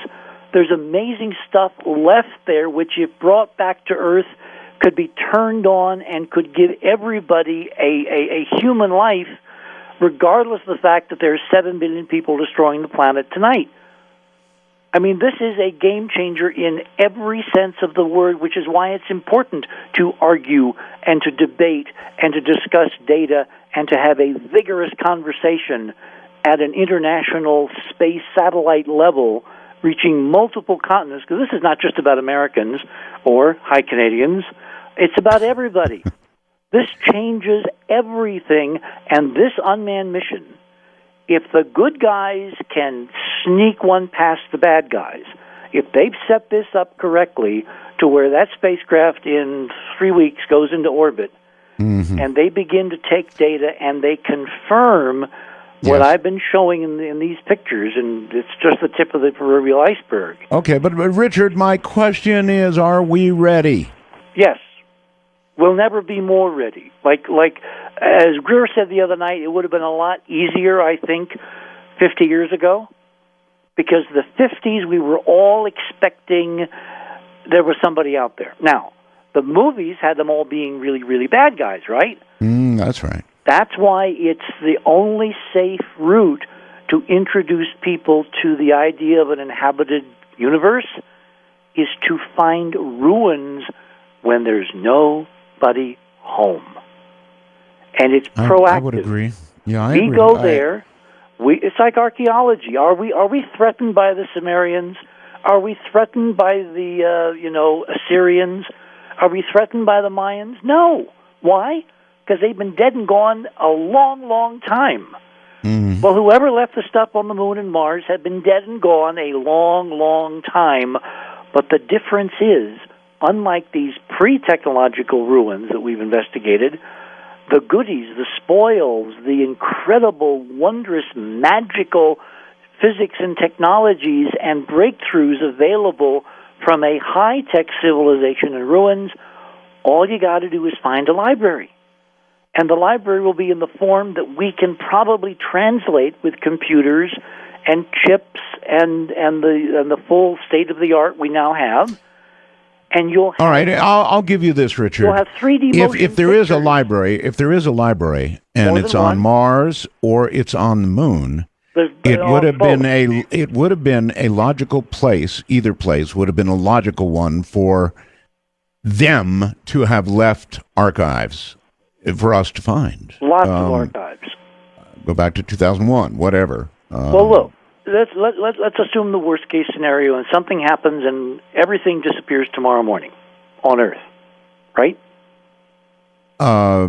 Kaku's thing would have done that. What is it? WR 104. WR 104. Yes. Yeah, think of your channel in Sirius. Yeah, and I'm not sure I agree with the astrophysics of that, but that's a whole other discussion. The point is, let's assume something terrible happens and everybody dies. But all the then it'll be a moot point. Yeah, all the stuff. By the way, under that scenario, humans and biology and dogs and cats and pussycats and begonias would all be dead. But all our industry, our infrastructure, our technology would not be. It would quietly degrade, like those films, Earth Without People, over decades and millennia. Right. Now, suppose an alien civilization comes and finds this little blue planet. They land. They don't know, obviously, the names of any of the places they're going to land, but they land on, let's say, Las Vegas. Just pick Las Vegas, all right? All the movies do. You might as well. If they dig deep underground, let's say 10, 20, 30, 40 feet, they'll find stuff. And they'll find it in fairly good condition because it will have been protected because of dirt and sand and stuff on top of it, and there's no oxygen underground if you get down deep enough. What if they find a computer? Probably more likely to find a slot machine. What if they find more than one computer? What if they land, in the middle of Chicago or Los Angeles? Or, in other words, what's the main way that our civilization has now of preserving and storing and archiving zillions of copies of the same stuff? Well, I don't know if a hard drive would make it. Maybe one of the new digital babies. And we're a whisker away from optical crystal storage media. It's true. Which are basically rocks. That's why rocks last billions of years. So we're going to have media which very shortly are going to be immortal by any civilization standard. And there's going to be a zillion copies of everything ever done. Which means it's not we have to find a centralized library, Art. All we have to do is find one of their computers that still works. That's right. And on the moon, it's going to be duck soup because nothing has happened on the moon for millions and millions and millions of years. And certainly if you get down deep enough underground, nothing has disturbed it. So, yeah, a human expedition that goes and looks for the libraries will eventually find them. And, of course, to short-circuit this around, my feeling is that Kennedy's real reason for sending our guys to the moon was to find the archives and bring it back and put it to benefit for all mankind, and that's why they killed him. And the data I have that supports that is that 12 days after he agreed to go there with Khrushchev, they bumped him off, and then they put Khrushchev under house arrest, and he died a broken man sitting on a rocker on his porch when the world went nuts into a huge spiral of new weapons development. Yes, it did. And I know that he and Kennedy were in touch because Ted Sorensen, who was almost like Kennedy's spiritual soul brother. They were like brothers. They thought the same. They talked the same. They wrote the same. They had the same philosophy. Without Sorensen, Kennedy would not have been the genius orator that he was. And all right, here's the rub that I see, Richard. Well, can I finish my point? I guess, yeah, I'll go ahead. In Sorensen's book called Counselor, he describes how from the day JFK walked into the Oval Office, he would give Sorensen an envelope with a letter for Khrushchev, separate from state, separate from the DOD, really separate from the CIA. Yes. Ted would walk down into the middle of Washington, D.C., down Pennsylvania Avenue. He'd stand in a corner, and a guy from the KGB would come up to him with a folded copy of the Washington Post. But we don't know what was in this, right? Yes, we do. How do we know? Because Sorensen reports it in his book. And he says what was in it? From day one, he was trying to get Khrushchev to go to the moon with the United States.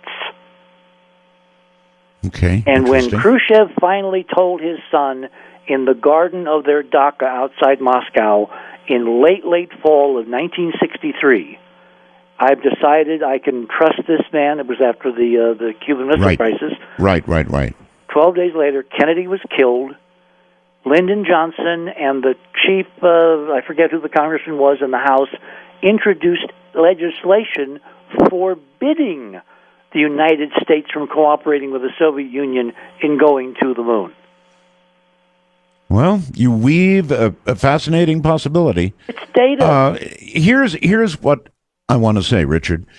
If this is proven true, if it somehow in any way ends up suggesting to the world that the source of life on Earth is other than as written in the good book, we've got problems. You mean intelligent life?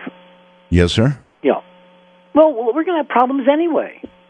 Because science is, look, the way those are big ones. Those are really big ones. So you've got JC calls you all the time.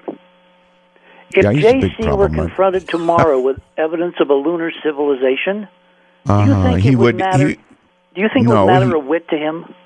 No. Do you think he would pay attention? No, he would banish them to boiling pits of sewage. Yeah, sewage, right. And he would refuse to acknowledge the existence of the information. My feeling for decades, and I think this is what Brookings was saying, is that those people will wrap themselves in a bubble inside an enigma, inside a freezer, and they will totally be unfazed by this because their life continues regardless of the facts of science that would intrude on their view of the universe. What would really happen is that the smart people on the planet would seize the opportunity to break out of the prison and the shackles we're currently in. They would take these technologies, put them to use to free people from being demeaning slaves and become, rulers of their own destiny. They would stop despoiling the earth, contaminating the planet, ruining the nest. Maybe. Well, technologies I'm talking about are the same technologies you were talking about with Stephen the other night. If Genesis was no longer true in the minds of those who looked at the evidence, there'd be big trouble, Richard. Big trouble. I don't agree. In other words, that is a philosophical perspective, and we have a right to disagree. See, this is how Brookings used this as a club to basically threaten everybody in this report. Well, let's talk about clubs for a second. How big a club would that be? That would mean, to a lot of people, Genesis, wrong, new information, right. No afterlife, no heaven, no hell, no punishment for the evil. Why do the two go hand in hand? Well, you're hitting the underpinnings of religion, Richard, really hard when you say life didn't originate. Look, if Genesis goes, a lot goes. Or Genesis gets reinterpreted, and my feeling is those who are fundamentally religious will continue to believe what they want to believe, data notwithstanding, and the rest of us can move on to create a real civilization on this planet. Can I go back? Well, maybe we need a new assessment of what would happen. Maybe we need a new Brookings. Yeah. Oh, that would be fantastic. But remember, a few minutes ago I talked about the report from Iron Mountain. Yes, sir. Which was commissioned under Kennedy as an alternative to what he foresaw as a perpetual state of war on planet Earth. And he tasked certain people, and there's huge controversy over, was the study that came out real, was it satire? You know, the way you dismiss real stuff is you make fun of it, then nobody believes it. Mm-hmm. Given all the things that report from Iron Mountain, which Robin has done numerous shows on, with extraordinary reception by our audience, because they're dumbfounded that all of the things forecast in that report, which was published in the early 60s, have come true, including the idea of the need to perpetuate perpetual war on Earth to maintain control in the absence of peace that would create such uncertainties and such depression in the economy that civilization itself would crumble. Sounds awfully lot like the fear porn of Brookings. We may have turned the corner on that one. Well, we'll wait and see how Syria turns out.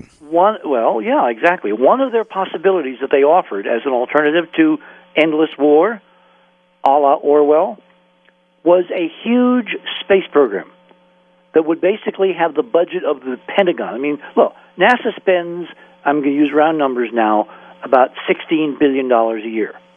Mm-hmm. The Pentagon is up in the hundreds of billions a year.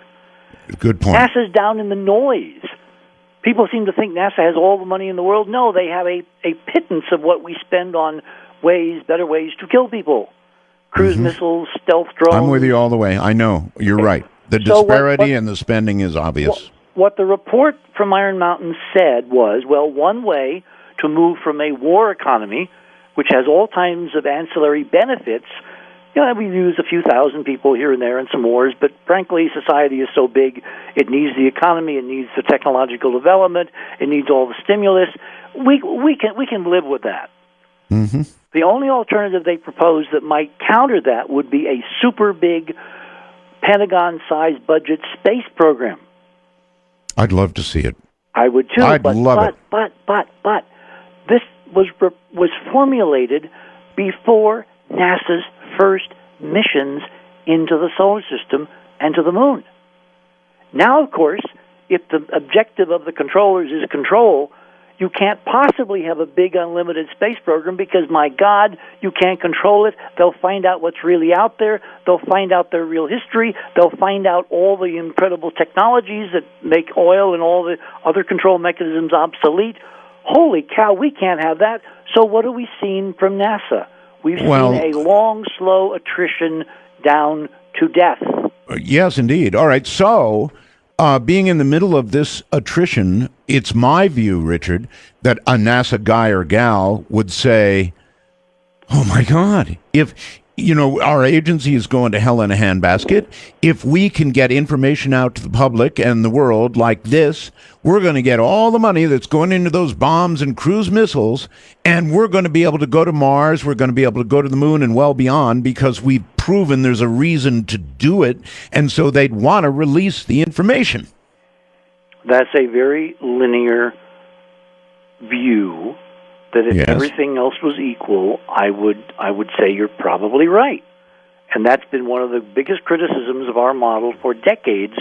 This would be a gold card for NASA. Why the hell don't they do it? Right. Which means there must be a bigger counterforce that keeps them from doing it. Oh, have I mentioned the bodies? Have I mentioned the various NASA personnel who've shown up dead, really, really, really dead in various places over the last 30, 40 years? Well, there's only so dead you can be, but yes, go ahead. I mean, have there been that many? There doesn't have to, it has to be the right people, or in this case, the wrong people, at the wrong place at the wrong time.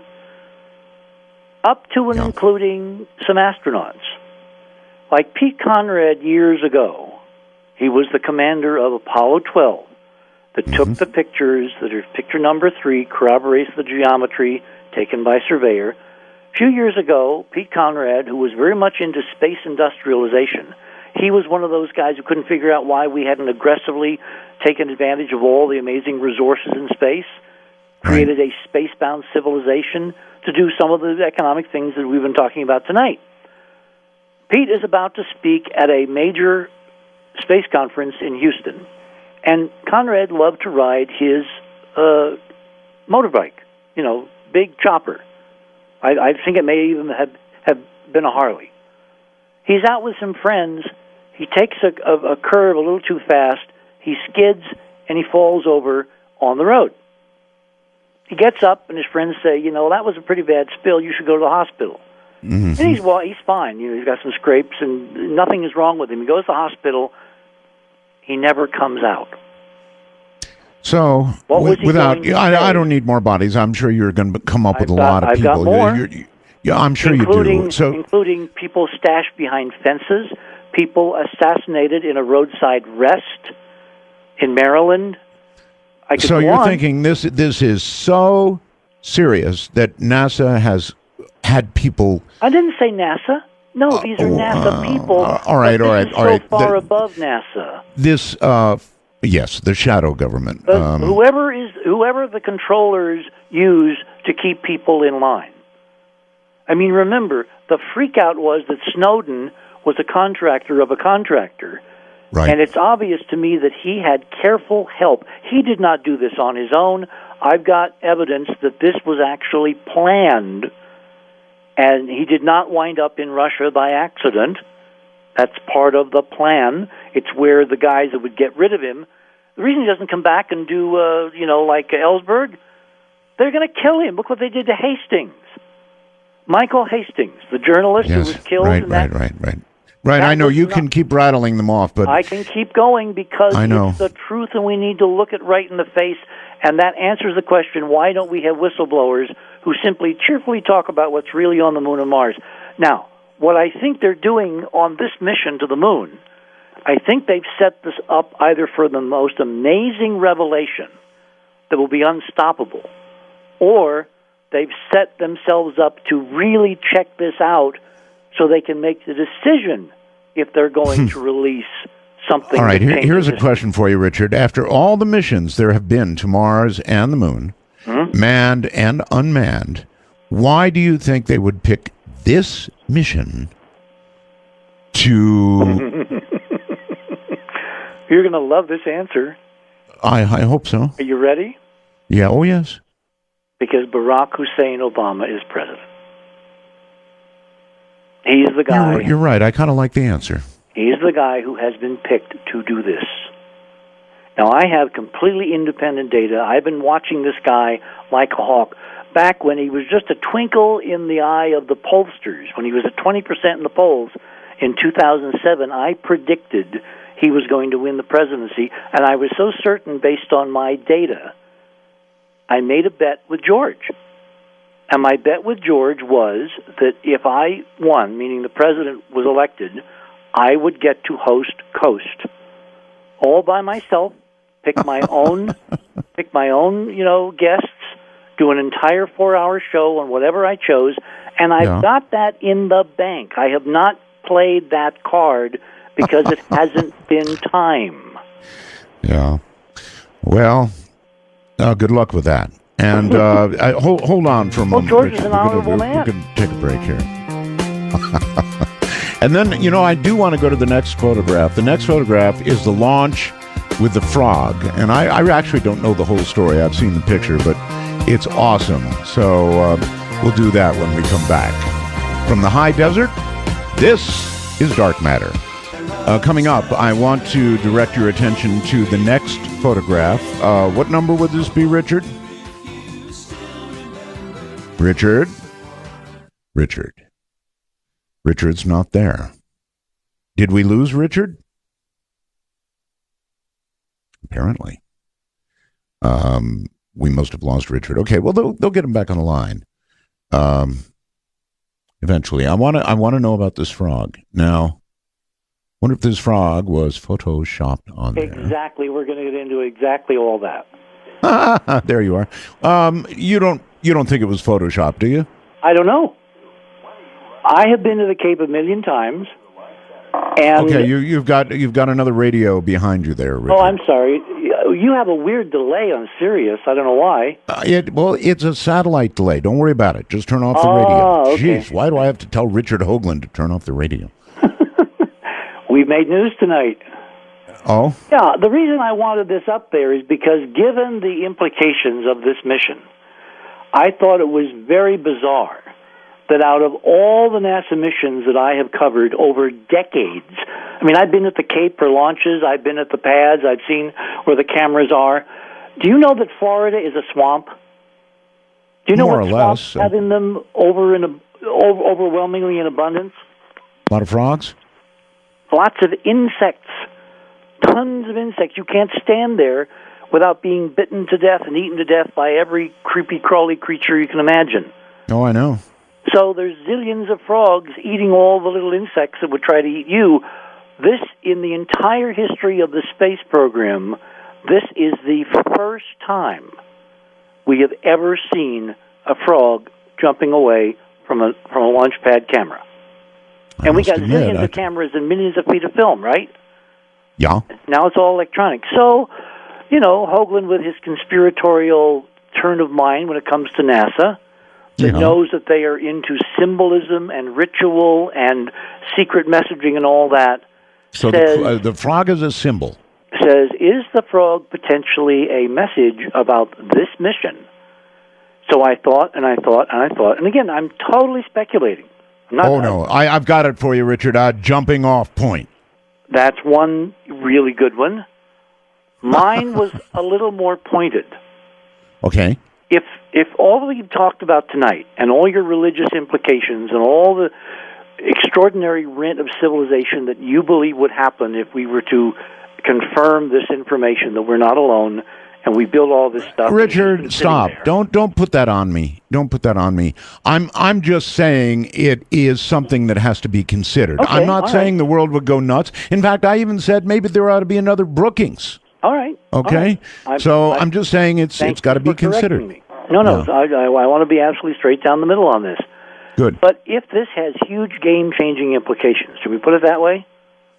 Which number picture is the frog? Number 5. 5. All right, folks. Go to artbell.com LADEE frog. And go to picture number 5. It is a pretty cool picture, actually. Yeah. It's a frog right in the middle of the launch. Here is this airborne frog. Well, when the Minotaur rockets lighted up, obviously, if it's a real picture, he jumped, freaked out. How would you like to have your quiet lily pad disturbed by a mission of the moon? Using hyperdimensional measuring techniques, Richard, how far is this frog from the camera? Actually, that's a very good question. There's a lot of blogs and websites that have actually been working this out, and they think he may have been far enough away to survive the launch. In other words, he's much closer to the camera than he is to the launch pad. Well, and they used angles and geometry and trig and all that. My question is, NASA made a big deal about this. And whenever NASA makes a big deal about anything, I get very curious.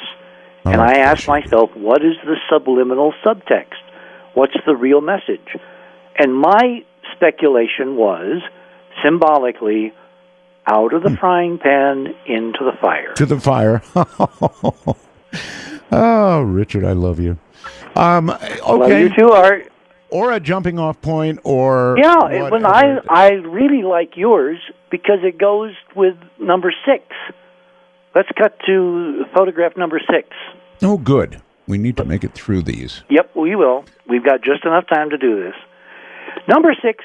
Isn't it wonderful? Have you noticed, by the way, with extraterrestrial radio, you actually have time to have a conversation? I've noticed. Yeah. Yep. Lunar laser communications demonstration. Okay. We currently communicate with spacecraft all over the solar system. When I say we, I mean NASA and ESA and the Russians and the Japanese and all that, by means of radio.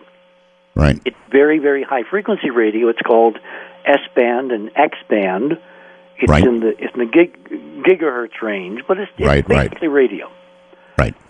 Radio is limited when you want to really send a lot of information down a pipeline to Earth, especially across millions and millions and millions of miles. It can also be eavesdropped on. So you've got to stop reading my mind, Mr. Bell. It really, So it has been discussed for literally since Surveyor. They did a laser experiment 40-some years ago on Surveyor, where they shone laser beams up at the Surveyor spacecraft, and they used the TV cameras to actually see the little tiny spot beams on the night side of the Earth. Right. As a prelude to someday using laser communication. Now, why would lasers be a really big step forward? Because, as everybody now knows, watch any commercials, because all of our telephone calls, even this phone call, is sent at some point via laser through fiber optics. They can hold billions and billions of telephone calls on a laser beam. Yes. Or you can send zillions of photographs, high definition, 3D, holograms, you name it. You've got the bandwidth using lasers that you don't... All of that, and I can't get a good, clean phone connection with you. Exactly. But we don't know about lasers here in New Mexico. Anyway, so on of all missions, what do they put this super-duper expensive, complicated, and really snazzy laser communication system on? Of all the missions we've ever sent anywhere in the solar system for the last 50 years, this mission. Now, in honest truth, the three instruments that they're going to be publicly using to take data on lunar dust and the atmosphere basically have minuscule bandwidth requirements. It doesn't take a lot of bandwidth to send bar graphs or squiggly lines, right? Right. So they've got a super communication system which could send, the Library of Congress in an hour, and they got nothing to put on that end. Except, this goes back to my friend who emailed me a few days ago, they've got these two weird horn-shaped things on the top of the spacecraft, which I finally tracked down, and the engineering guys say those are what are called star tracker cameras. Cameras. This spacecraft, not advertised to anybody unless you dig, are carrying two cameras. And if you look at the size of those light baffles, right, they appear to be really super-duper cameras. All right, so let me jump ahead. And here's what we're going to do. My mind now. We're going to take the pictures with these secret cameras. We're going to beam it back to Earth, not using radio that can be intercepted, but lasers that cannot. And then we're going to decide whether we want to tell the world what we just found. Mr. Bell, you go to the head of the class.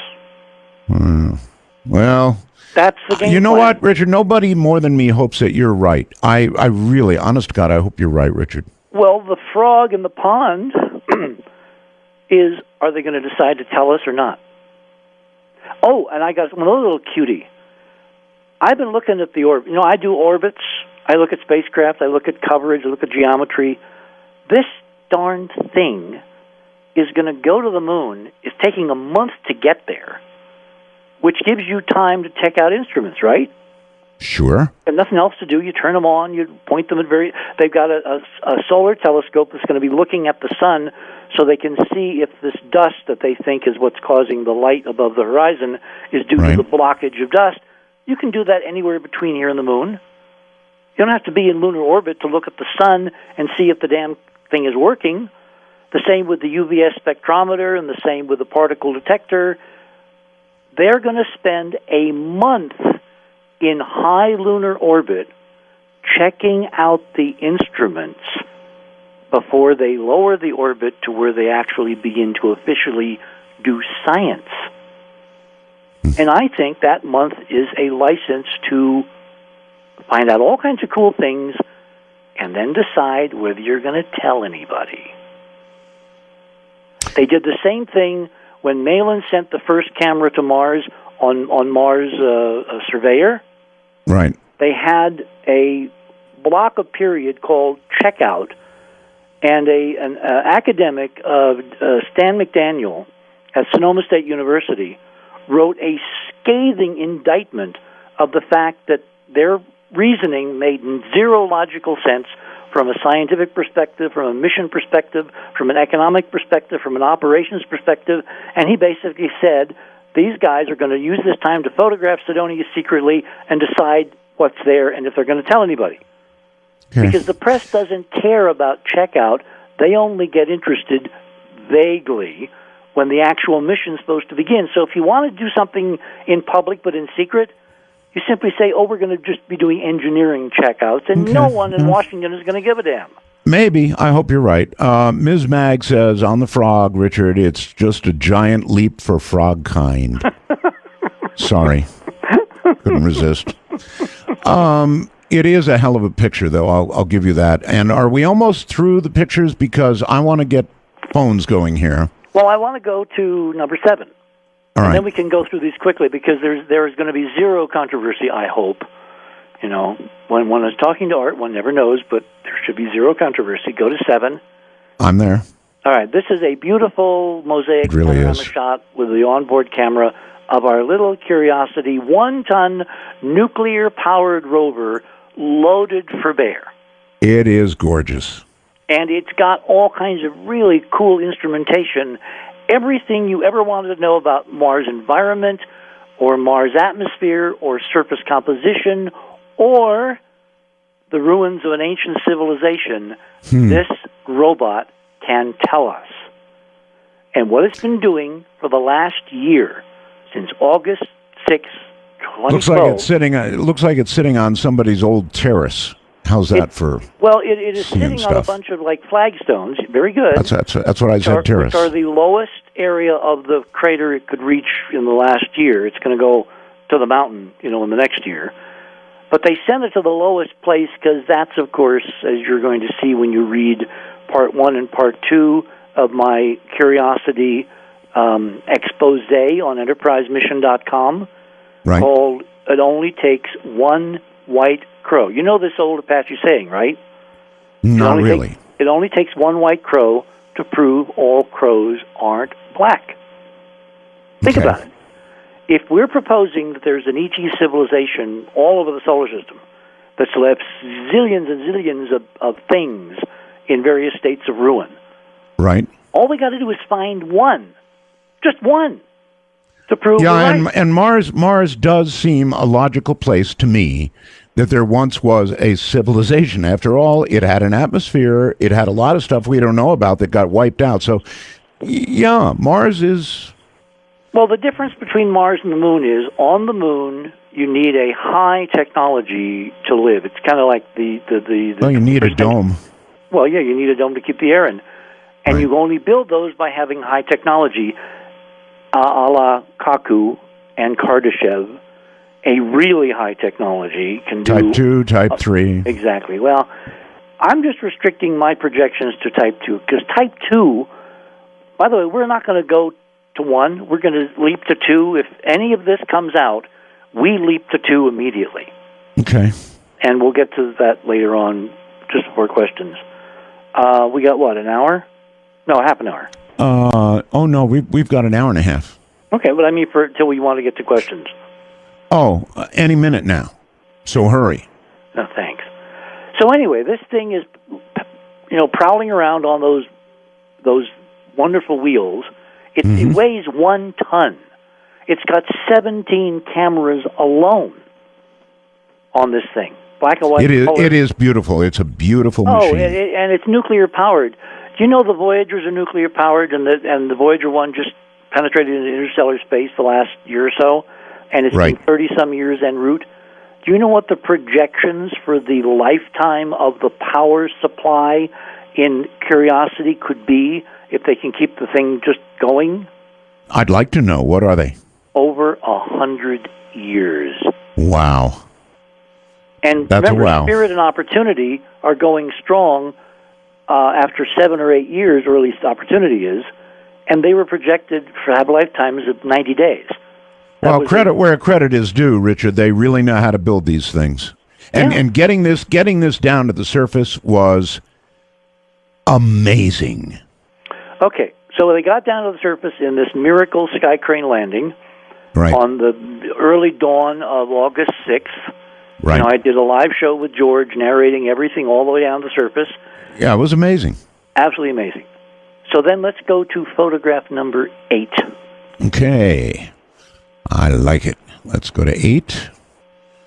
And I presume a lot of people are following with us. By the way, things are crashing. My my little message wormhole has just been down about 10 times. Anyway, okay, here we are on 8, and right away I kind of don't like it. Okay. What am I looking at? Exactly. What are you looking at? Well, that's why I don't like it, Richard. I can't tell. You can't tell. It's not a rock. Rocks aren't shiny blue.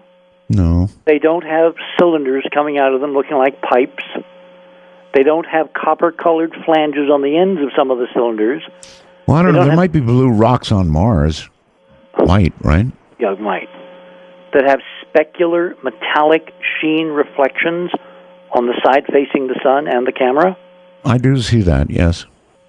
That's a piece of junk. It's a piece of mangled, battered machinery that, by the way, was uncovered by the rocket blast of the Sky Crane descent rockets as Curiosity landed. There were how can you not know that it's part of the landing apparatus? Absolutely not. No, it's not. That's one. How do you know that? Because there's nothing like that on the spacecraft, and it didn't. The Sky Crane when it left, the way the entry happened is you had a big heat shield. Thing zaps into Mars' atmosphere at 13,000 miles an hour. Takes 7 screaming minutes to go from the stratosphere all the way to the surface. The last few thousand feet, it is lowered on a device called a Sky Crane, which basically was a rocket-powered helicopter kind of craft with 4 sets of rockets. As it's hovering on the rockets, like an old 1950s sci-fi movie, it lowers Curiosity on nylon ropes to the surface.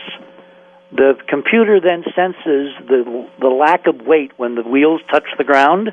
The Sky Crane cuts with squibs the nylon ropes, and the Sky Crane dashes off into the atmosphere and lands a couple of miles away over the hill. I saw the simulation, and what I'm asking is, how do you know that some little piece of something didn't break off? There'd be no way to not know that. And this is not little. This is about the size of a telephone. One of those old-fashioned rotary phones. Right. It looks to me like a pump. It looks like a pump. And now, remember, there's an old engineering axiom, form follows function. If you have to build a device to pump fluids, be it on Mars, on the Moon, on Alpha Centauri, wherever, it's got to kind of look very similar to anything you build on Earth, because it's got to have a way to pump fluids, and fluids have a certain Reynolds number and a certain pressure and a certain flow rate and all that. So a device to pump fluids will kind of look like a device to pump fluids regardless of the culture. This looks like an old pump. I can't go there with you, Richard. I'm sorry. I see it, and it does look weird, and blue is weird, and that's about as far as I can go. Okay. Well, then let's go to the next one. Okay. Good. Number 9. Number 9. Takes me a second. Bear with me. Number 9. Okay. What are we looking at with number 9? After they landed, they spent about 2 months trekking on the wheels east to a place called Glen Elg. And on the way, they took lots and lots and lots of pictures. This was one of the pictures. What is that? Exactly. What is that? It's not a rock. How do we know now it's not that one it's too damn symmetrical. Yeah, that one is way too symmetrical. That really, and it's got a pipe and it's shiny too, and it's shiny. It's got a pipe sticking out of it right toward the camera. All right, I see it. All right, folks, if you haven't looked at anything else, you need to go to artbell.com. And this is, I'm sorry, what, number 10? 9. Number 9. Number 9. Look at picture number 9. What in the hell is this?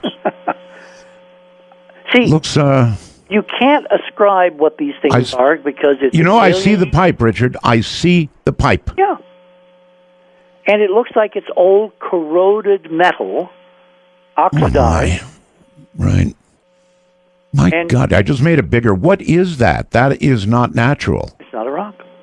There's no way that's natural. It only takes one white crow. Art, you have just officially confirmed the presence of an ancient technological civilization on Mars.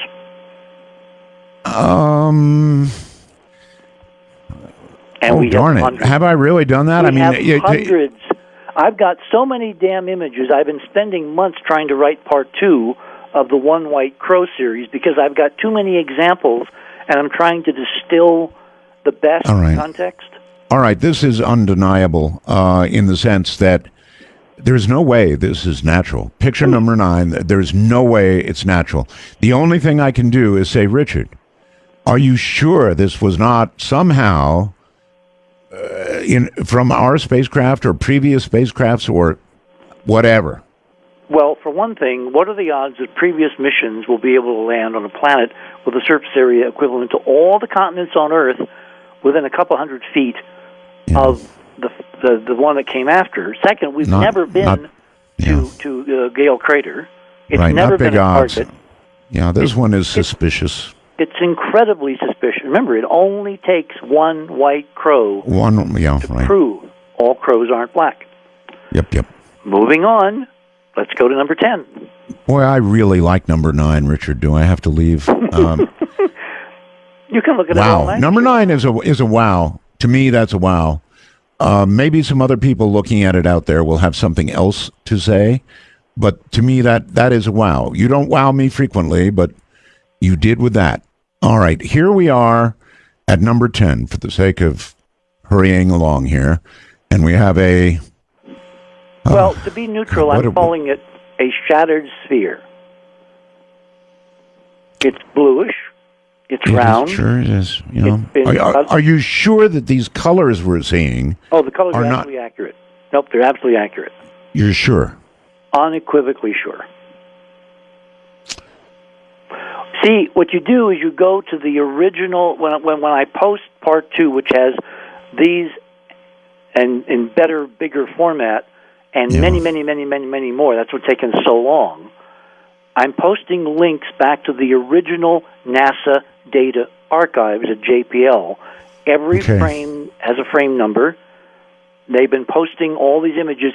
The inside leakers have been leaking all the good stuff, and they know nothing will happen unless an official at NASA says these are artificial.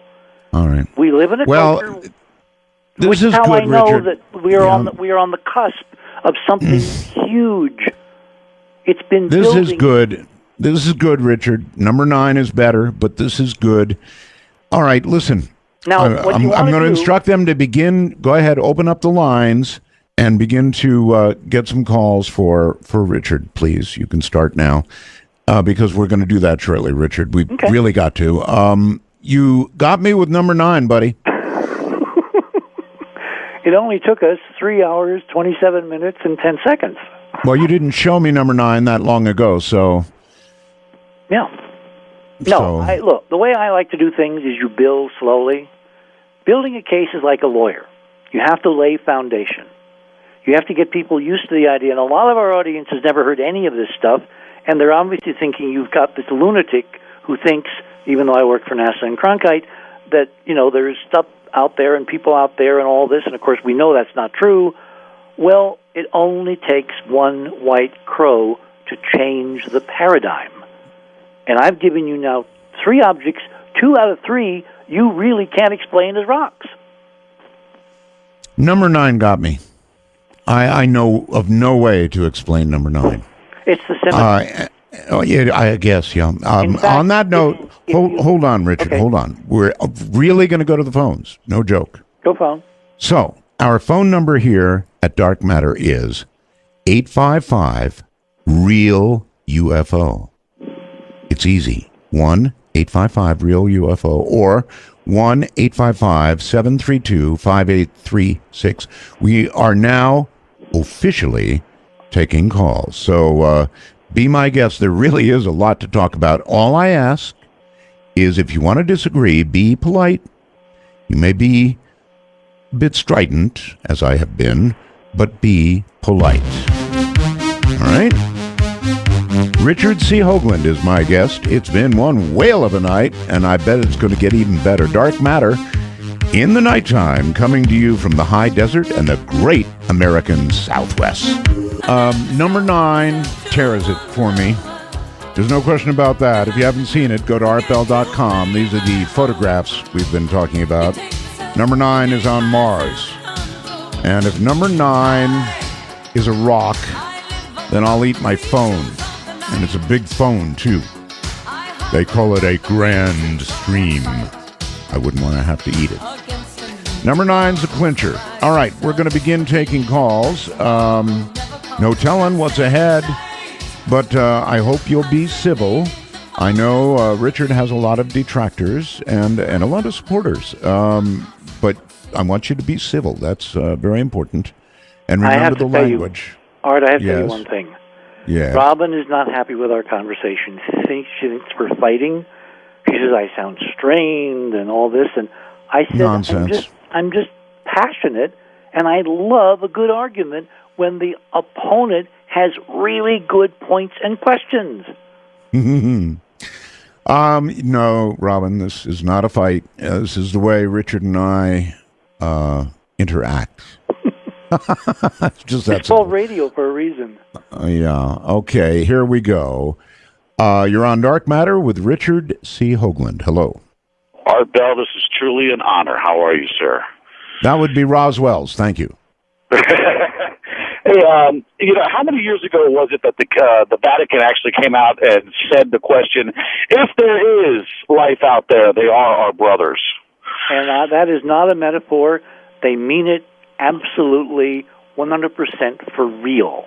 How long ago was it? 2 years. 2 years, okay. There's been a progression. Look, everybody's been talking, the Stephen Bassett's disclosure, the D word. Right. I have been seeing so many trend curves pointing us in the direction of the ultimate disclosure that we're so close now. If you look at these as political trend curves, I would say we're within a couple of years, maybe sooner, then this stuff is officially acknowledged in some way which is non-threatening. That's why I think the laser system on LADEE and the secret cameras is, you really nailed it, Art. Okay. They want to look before they leap. They have right, to. Okay. Can I follow up with another question? Am I the only one that, when I read the book of Genesis, saw it right there in black and white? They're pretty much admitting it when God says, we will make man in our likeness.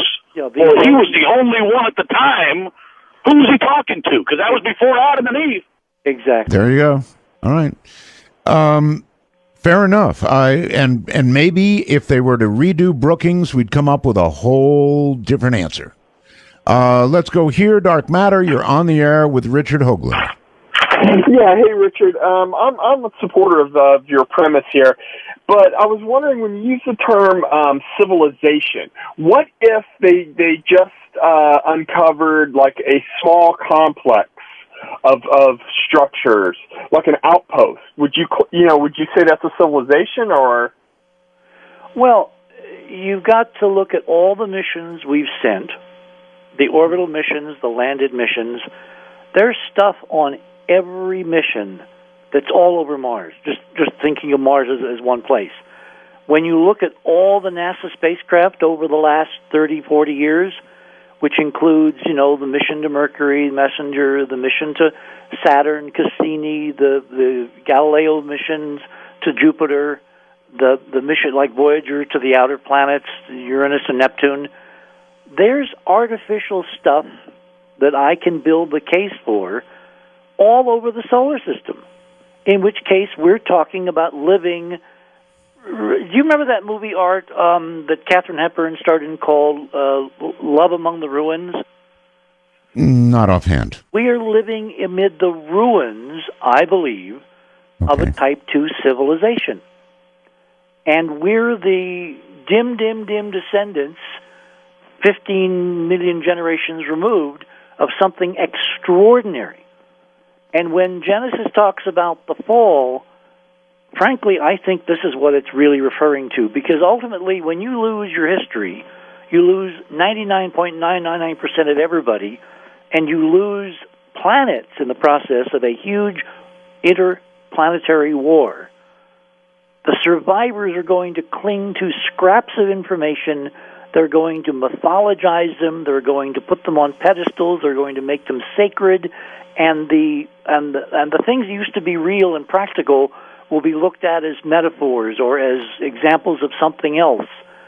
I think we're living, with genuine, homage to Michio and to Kardashev before him, amid the ruins of an extraordinary Type 2 civilization, and it's now almost time to tell people who we really are. Okay. Caller, anything else? No, that's kind of what I was thinking. I think that the quote unquote alien civilization is what we call our civilization now, and relics or artifacts in the solar system may be just remnants of their journey here. Well, when I finally get to do the book on all this, which is going to be called The Heritage of Mars, Remembering Forever, I have some stunning genetic data to put in to corroborate with mainstream papers, which to me, and probably to any objective observer, we're going to find out, proves that the human race, certainly one faction of us, originally lived on Mars. I can prove that scientifically. Richard, have you ever heard of junk DNA? Yeah, of course. What if it's not junk? Exactly. But our evidence is not having to do with the junk DNA. It has to do with something even more interesting that proves a fraction of the current human, and this is mainstream studies. And the folks doing the studies, which have gone back to the 50s, they didn't know what they got. So again, they just published it, not knowing they should have kept it secret. And the cover-up crowd, who are actually not very smart, they're basically operating on some kind of manual, they let lots of stuff through either by design, the long education process that Brookings called for, where you turn up the water slowly on our poor little frog, or it's because they simply don't know what to keep secret because they don't know any more than we do, and they don't know the key things that will allow someone to put the puzzle together and make a big picture. Well, either that or you've really annoyed them, Richard, and they're trying to drive you completely insane. You're on the air with Richard C. Hoagland on Dark Matter. Hello. Hello, Art. Super mega Roswell to you folks. Thank you. Hey, I got two quick questions, one for Art and one for Richard. Art, the other night I was listening to Dr. Greer, and he was talking about all the data that nobody has access to, such as presidents, congressmen, leaders. Right. Who is guarding this data? Is this a modern-day version of the Templars, or what is it? That's a better question for Richard. Who's guarding the data? Yeah. I think you put your finger on it. I think these are ancient secret societies. We may not actually know the names, because I always tend to think that everybody who blames the Illuminati and the Rothschilds and the Rockefellers, look, this suppression, this control is at such a high level that you don't even know the names of the groups that they're part of. Everything else is kind of diversion out front, like those annual meetings of the Bilderbergers. That's not where this really originates. So, yes, I think you have secret societies. I think one of them traces itself all the way back to ancient Egypt, called the Shemsu Hor, or the Followers of Horus. And their task, when you actually read the ancient Egyptian, their task is to preserve the fragments of the first time and to restore civilization from before a catastrophe. All right, caller, you're even noisier than Richard, so let's have the other question quickly. Yeah, quick question for Richard. I want to get caught up on everything you guys have been talking about tonight, because I've been kind of out of the loop for a while. Where can I catch up to, find more of these photos and stuff like that? Cause that's a fair question. All right, Richard. EnterpriseMission.com. I've got part one of an extraordinarily deep expose on Curiosity, the real secret mission of Curiosity. The title is One White Crow, and part two will be up in a few days as soon as I figure out what data I have to eliminate to fit within certain space limits. Well, I love number 9, Richard. God, I love it. It's just great. It's your white bird. The more you look, the more you see, right? It's your white bird. And there's more. Wait till you see what I'm going to have in part 2 on the Enterprise mission. Dark Matter, it's your turn with Richard. Hello. Oh. Going once. Are you there, Art? I'm here. Roswell's to you. Oh, you're breaking up on us. Terrible phone. I'm sorry. There was a probe sent to Mars a few years back that was apparently destroyed by a laser from Mars. Did that actually happen? No. The probe that you're talking about is a Mars observer. They were putting it into orbit, and they suddenly lost communication. And, of course, I was on CNN with a press conference that very afternoon, and I said on the record that this is the way you take the mission black. And with the sophistication of computers, even back in the early 90s, what used to take hundreds of people sitting in a mission control, you could run with 5 guys in a basement and a few laptops. So I always felt Mars Observer disappeared so that, again, they could look at what they were going to see and make the political decision, do we tell them or do we wait? Okay, I've got a question, Richard. Okay. Look, it's about number 9. Yep. Number 9 is not a natural object.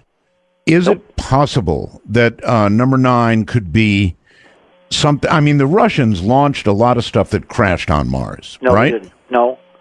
Well, I thought they did. They had 2 missions that landed. Well, they had 3 missions that disappeared. They had one that landed, and for a few seconds, like maybe 10 seconds after landing, it was transmitting, and then it stopped. And they think that maybe the high winds, took the parachute and turned it over, so it killed it. Right. But you're talking about, my dear friend, you're grasping at straws. There is no way statistically that we could have landed. Plus, those landing coordinates were nowhere near Gale Crater from the trajectory analysis. That is not an answer. I actually have a very good friend who was involved in the early space program from the... I'm grasping at pipes, Richard. Anyway, pipes. My friend Don, who used to work on all this stuff, he worked at Rocketdyne, he was involved with Mercury and Apollo and Gemini and Shuttle. He actually, with a straight face, said to me, oh, this has got to be the German engineering from when the Germans secretly went to Mars. And I said to him the same thing I'm telling you. It's a stretch, too. Because statistically, there is no possible way that we'd wind up in the same place on a planet with a continental area bigger than the Earth. Well, it's not a natural object, so I've got to grasp at something. And there's more than one. When you see Dark matter, you're on the air with Richard Hoagland. Hello? Hello? Yes, hello. Yes. Oh, very nice. Finally, I'm so happy to be on. It's glad to hear you back, Art. Thank you. I guess my question for Richard is if he could talk about, and Richard, I'm a big fan of yours too, at Mike Bars. I love all your work. What is the Vatican looking at there at that Mount Graham Observatory? Mm-hmm. And I'll take my question off the air. Thank you very much. That would be your answer, and we'll give it to you all right. Yes, the Vatican has an observatory. They certainly do. A lot of people don't know that. Go ahead, Richard. Well, they have 2. The traditional observatory for the Vatican is at Castel Gandolfo. It's just south of Rome. It's where the Pope spends. It's kind of his summer home. Sure. It's also a full-fledged working professional observatory. And we found out a couple of years ago, through a very strange set of circumstances, when the Vatican officially announced that ETs could be our brothers, which I looked at as part of this slow disclosure process in slow motion. I think that's fair, too. We found out that at Castel Gandolfo, in addition to the telescopes and the observatory domes and all that, the Pope has his own meteorite collection. Wow. Now, what the hell does the Pope, have a meteorite collection? Unless he knows, because of ancient sacred documents. Remember, there's always been the rumors of what's in the Vatican archives underneath Rome. when the Library of Alexandria burned. You're talking about the current pope, right? Well, every pope. Every pope? Every pope. It's part of the church. It's the pope. It's not any given pope. It's the papacy has a meteorite collection. And there is a custodian. There's a Jesuit priest who's in charge, who was actually giving press conferences and interviews right after the announcement by the what's his name in London that ETs could be our brothers. When I found out that the papacy has an official meteorite collection, that to me was a ding, ding, ding, ding, ding, because that's part of the trail of evidence. Remember, our model is, a la the late Dr. Tom Van Flandern, which is the shame he's not around so you could talk to him these days about all this. His model was there used to be another planet between Mars, between Earth and Jupiter. I recall, yes. Of which Mars was a moon, a satellite. Mm-hmm. And it somehow blew up. And the meteorites and all the junk that's coursing around the sun now is basically the shrapnel from that extraordinary seminal event in solar system history.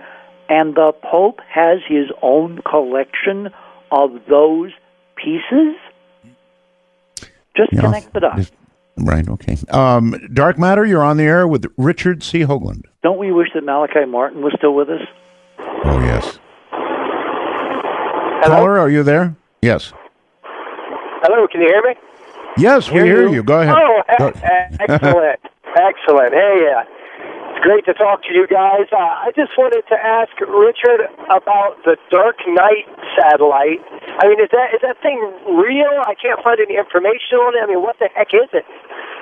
Okay, what he's talking about, Art, is in the 1950s, the government, and NASA didn't exist then, of course, it's before 58, announced, this is before the launch of Sputnik and before the launch of Explorer 1, our own first satellite.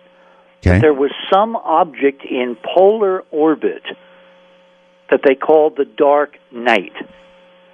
And there were a couple of news stories, including in the Washington Post. I've got the actual stories. And then all references and knowledge disappeared. Now you know as much as I do. Okay. Fascinating. That's something to look into, isn't it? Yep. All right. Hi there. Dark Matter, you're on with Richard C. Hoagland. Hello, Art. Hi. Manny Roswell from up in Victoria, British Columbia. My question for your guest, it actually applies to last night's guest as well, but it's this. All the information that he's presenting, has it been offered up for scientific peer review? And if so, where would we be able to read the reports of those reviews? And I'll take my answer off air. Thank you. Okay. Richard, any peer review of number 9? No. Why not? Exactly. Why not? For a mission which is named Curiosity. Right. Number 9 is only one of dozens and dozens and dozens of objects. I mean, poor Keith this afternoon, he said, "Stop!" when I got to my 13th image. Because I could have kept loading. Yeah, I get it. Mm-hmm. So, no, there will not be peer review because peer review is an exquisite censoring system. Yeah, but you can't have that many number 9s. This is too good. Oh, we got more. Wait till you see. There are more number 9s for you. Really? Okay, yes. All right. Here's a number 8 for you. You're on the air with Richard C. Hoagland. Hello. Hello. Hi. Am I on? You're on. You are on, yes. I don't believe it. I have a question about... You have a really good phone line. Thank you. I'm really glad you're back, Art. I spent... Thank you. At least 3 days getting this X thing together for my 97-year young mother to listen to you because she's your greatest fan. Oh, what's her name? Her name is Annette. Annette, good evening. And she will be listening to this. There's a delay. I'm so shocked I'm on. But I do have a question. Sure. Is it possible, along with these other questions, the British had a ship that went up and it crashed, called the Beagle. Yep. Could this be some debris, possibly, from the Beagle? We know where Beagle landed, and it's nowhere near Gale Crater. Okay. They've actually photographed from orbit, from Mars orbit, with the high-rise camera on the Mars Reconnaissance Orbiter spacecraft, the smash of debris of poor little Beagle as it hit the ground. Young lady, listen. Obviously, you've seen number 9, right? Yes. Your opinion? Well, it certainly it looks like some sort of a electronic equipment. Something. And I certainly see the pipe coming out, and it doesn't resemble the rocks. No. So I can't tell you. It's certainly an anomaly, if that will work. It works. It's not a natural object, right? Correct. Well, if it's not natural, it's got to be artificial. Bingo. Exactly. Wins. Yeah, you've got to give them that one. It's Thank really you. black and white. Yes. There are few questions in the universe that are so clear-cut. Remember, it only takes one white crow. Right. I'm with you there, white bird. Okay. Let's see. Number 9, lucky number 9. You're on the air with Richard Hoagland. Okay. Hi, Art. Richard? Yes, sir. My question is, we're talking a type 2 civilization. Mm-hmm. So I'm wondering if these with its abilities to terraform and add atmosphere and stuff like that, why would they just put domes on the moon instead of just terraforming the whole thing? Well, if you terraform the moon, if you don't use artificial gravity, the atmosphere will leak away in a relatively short period of time, a few thousand years, I think. It's called the Jeans number, named after a very famous British astronomer back in the 19th century, Sir James Jeans. And you can actually do a calculation based on distance from the sun, meaning temperature, size of the planet, meaning surface gravity. And so if you gave the moon an artificial atmosphere, in a couple thousand years between us and the time of Christ, it would leak away. Okay, so why didn't they give it an artificial gravity as well? Because maybe on a scale like that you can't. Maybe you can do it in pockets, in local regions, and that's where the domes are. In other words, there's so much about this that we don't know because we don't have the physics. Because the physics we're currently using, and I got a whole bunch of graphs on our site tonight about the physics that we're not going to obviously get to, so I guess we'll have to do that the next time. But I've been able to prove, using actual field measurements with our torsion field technology, that the kinds of physics that would be used to terraform and modify the solar system is actually measurable with current techniques, and I've been using them for 10 years since the Venus transit back in 2004. That's what those other 3 diagrams are on the bottom of our image page here. So, yeah, they could have maybe terraformed the moon, but we don't know whether there are limitations to where it's easier and more efficient and has a much longer life to do it in a way that it will last thousands or maybe even millions of years, in which case you build yourself artificial environments. I mean, what's the biggest thing about the moon that makes it a cool place to hang out? Who are you asking? A view of the Earth. And if you want a view of the Earth, you need lots and lots and lots of windows, i.e. a glass dome. Can you imagine living in Sinus Medi and looking up every night and seeing the clouds swirling and the planet twirling around, and it's 4 times the size of a full moon, and it goes through phases, and you get eclipses and rainbows and stunning visual drama? Gotcha. Yeah, it'd be gorgeous. Absolutely gorgeous. Okay, Richard, we're going to pause here, and this one's for you all the way. And number 9, definitely for number 9. In the nighttime, you're listening to Dark Matter. I'm Art Bell. I am Art Bell. Richard C. Hoagland is my guest. And here comes a caller on Dark Matter. You're on the air. Hi. Hey, Art. I'm a long-time listener, first-time caller. So, Roswell's to you. Thank you. So I'm looking on the Art Bell, on your website, and I see these graphs for the torsion field measurements. I kind of wanted to ask Richard what they are, and if he has any theories as to what could have made the spikes. Richard? That's going to be a little hard since we didn't really get into any of the background. Art, do you want to handle... How about a short and sweet? I mean, torsion field measurements. What are we talking about, Richard? Okay, torsion field is the ether. Remember how Einstein claims to have gotten rid of the ether back in the latter part of the 19th century with the theories of relativity? Yes. And the first part of the 20th century? Well, he didn't. And a lot of experimentation has proven there is an ether. Obviously, in 2 minutes, I don't have time to go through the experiments, but the Russians, the British, the Australians, there's a huge cadre of physicists who have been publishing for years experiments proving there is an ether, there is a medium, a matrix, a plenum between everything, out of which matter and light and energy that we understand derives from. Okay. What I did, based on the geometry and the physics models that seem to be laid out on the ground at Cydonia in those recurring specific geometric numbers and geometries, is I created a technology which can actually measure the changes in the torsion field in the ether here on Earth.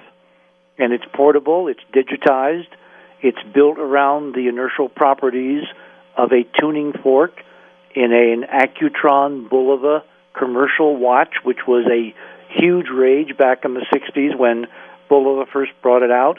And NASA zapped it into everything they could think of, spacecraft, astronauts, control systems. And then they quietly took them all out. And why did they do that? Because they're responding to changes in the torsion field, and they're lousy under certain circumstances at keeping time, because they don't keep time. They change the frequency depending upon what the field is doing. So what we've done over the last 10 years, since 2004, is we've taken this instrumentation and gone to various places to measure astronomical events, alignments like the transit of Venus across the surface of the sun in 2004 and then again in 2012, and eclipses like the one in May of last year in 2012 and the one that occurred in Hawaii, a few months ago. Okay. We've also taken it to various archaeological sites built by Mayans, built by Native Americans, we haven't been to Egypt yet. That's one of the places I'm going to go, current problems there notwithstanding. And what we've discovered is that the ancient cultures, when they were building these man-made mountains, pyramids, actually were building a solid-state amplifier of the background torsion field that allows me to measure changes both in the field and the really amazing part that we measured at Chichen Itza before the solstice last year. You can actually measure in that field the changing impressions of consciousness on the readings of the field. All right, we're into another show with that. Totally, no and question. It's so cool, and I've got data, and 3 snapshots of it are up on your site tonight. Okay, you're on the air with Richard Hoagland. Hi. Hello. Hello. Yes, I wanted to ask Richard, with it, I'm kind of a skeptic. With it being space junk, and then I don't know why they would use just glass on the moon. That's kind of crazy to me. What really got me was the lack of feelings from the astronauts, that they just forgot, their life's work. Where could I find more information about that? Well, I did a show with Edgar Mitchell, a long-form, just like this, talk show.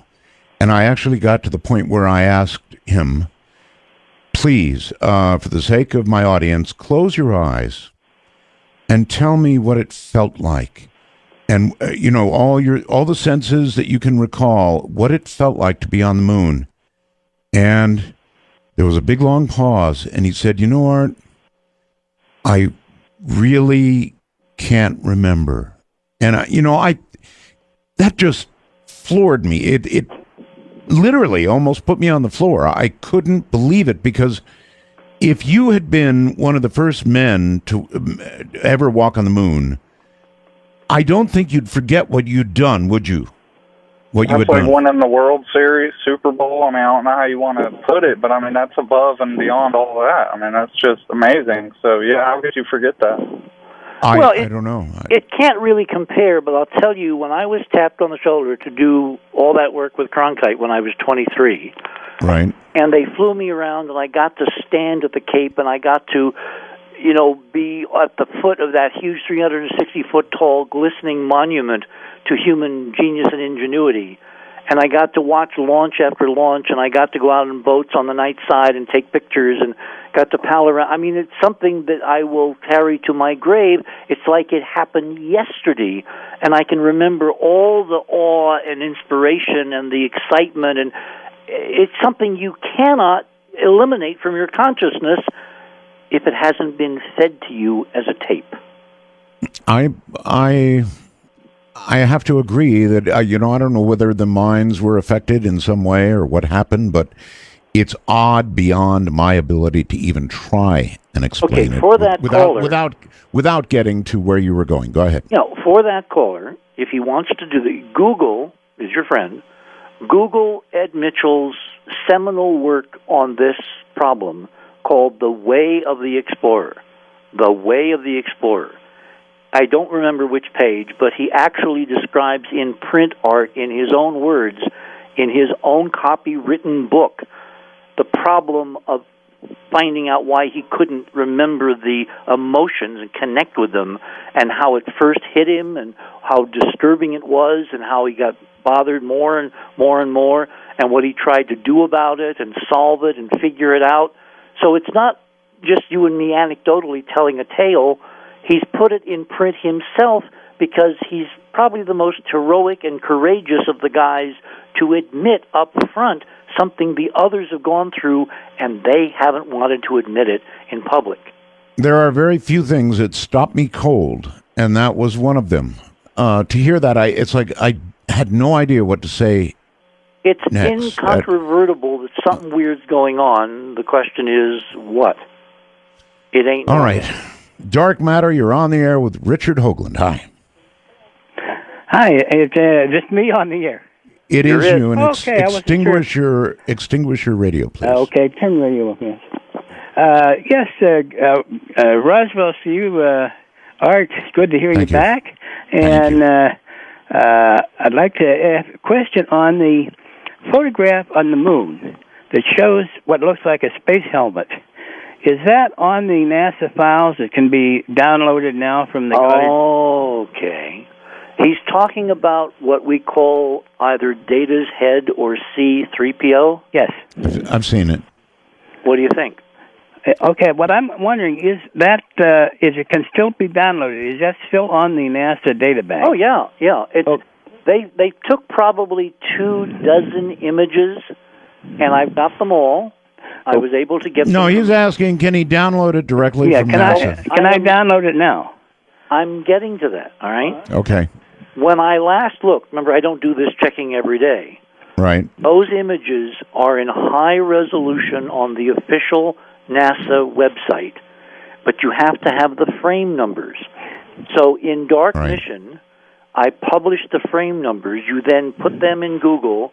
You get the highest resolution version you can from the NASA headquarters website of Shorty Crater. That was the crater in which it was lying.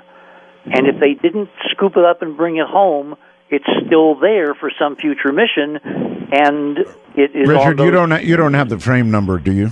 Not handy. I could. If we have a break, I can go look. We'll have one more break. I don't know if that'll be enough time. That's okay. I appreciate that information. And there's one thing sure, that was not artificial, whatever it is. And you mean it is? No, artificial. it is artificial. It's not natural. Right. Well, the thing, sir, you want to look for is look at the eyes. Yeah. And their irises, like camera lenses. Well, as long as they don't come along now and say that somebody put that in there as a joke, if they did, that would destroy the validity of every other picture they publish, because then we would never know whether they were legitimate or not. And there's about 12 different pictures overlapping of the same objects in the bottom of that crater. Well, thank you very much, Richard. I enjoyed talking to you, and we'll talk to you again. Okay. Take care. I'm going to try looking for the frame number while we're talking. Okay, well... So that's we'll see a little difficult. I don't want to disturb your concentration, Richard, because you have callers waiting for you. You're on the air with Richard C. Hoagland on Dark Matter. Hi. Hello? Hi. Is this me on the air? It is you. It is you, yes. Look at the okay. First of all, Art, I'd like to say Roswell's. And, Thank you. You've started something, my friend. Yes, and I wanted to say it Roswell's quite dramatically in such a way, because it is quite a dramatic thing to have him back. Picture 9 is quite interesting. Yes. It kind of... you're good. I'm glad you said that. Please, your impressions of number 9. Number 9, it kind of looks like a wheel with a pipe sticking out of it. You got it. If you tilt your head to the right and you think of it as an 18-wheeler axle without a tire on it, with a pipe sticking out of it, it's the symmetry. It's the cylindrical flanged symmetry, which is the giveaway. Now, we don't know what it is. I'm with you all I the way. think it looks like a gun turret or something. That's also possible. Remember, we don't know what these things are. We just know it's not a rock.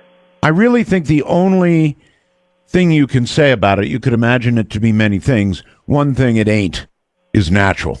Yep. But see, again, what you said by saying it's not natural, it's artificial.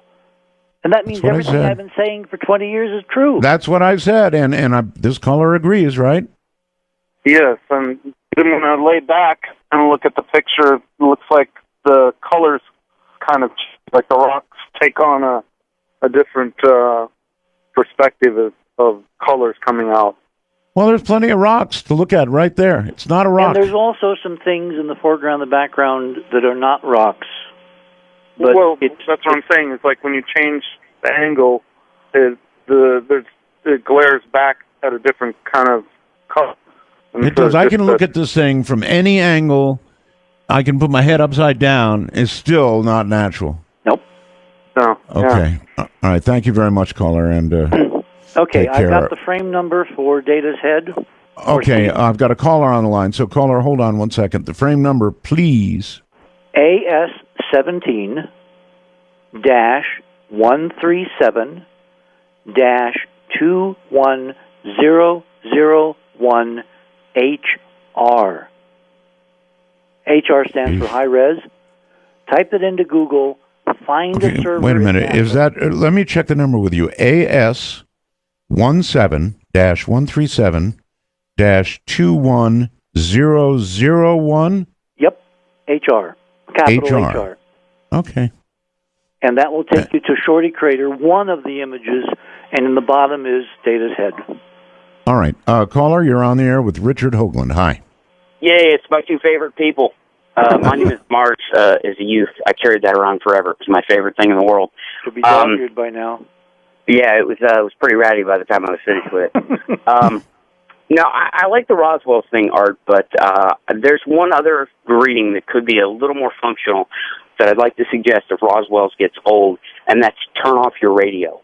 It's my favorite thing you say. It's constant, and we could turn it into a greeting rather than a roadblock. Anyway, sorry. Roswell's pretty good. Yeah, it is pretty good. But okay. My question for Richard was the first plethora of probes they sent to Mars. I guess they didn't sterilize them.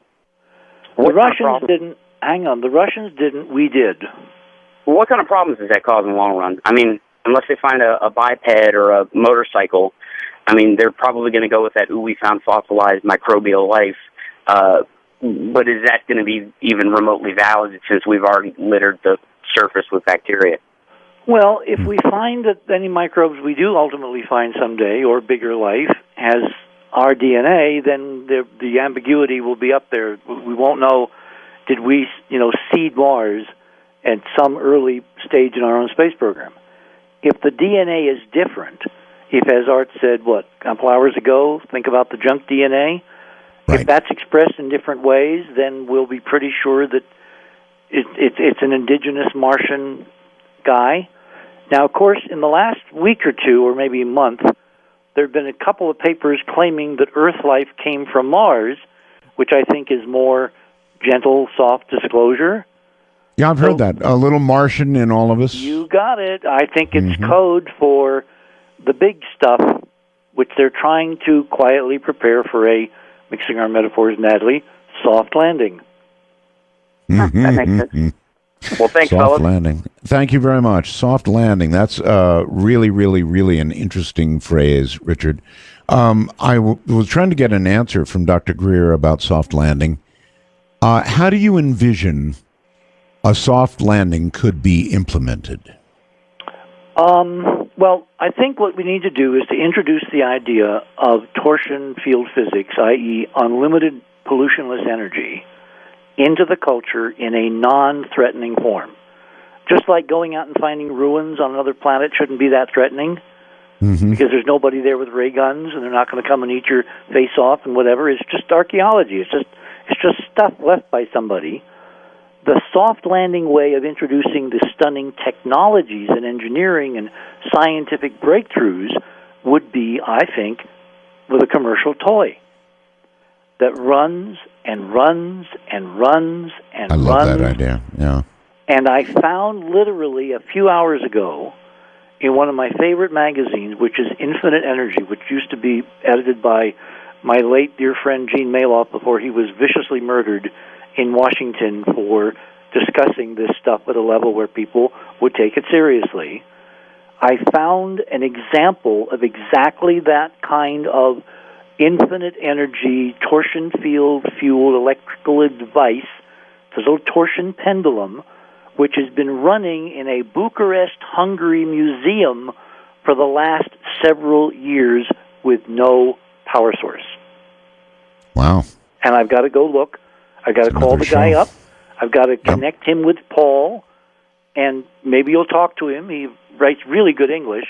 But he has photographs in the magazine, this month's issue, of this device that was built in the 40s. And it's been running in this museum since the 1940s.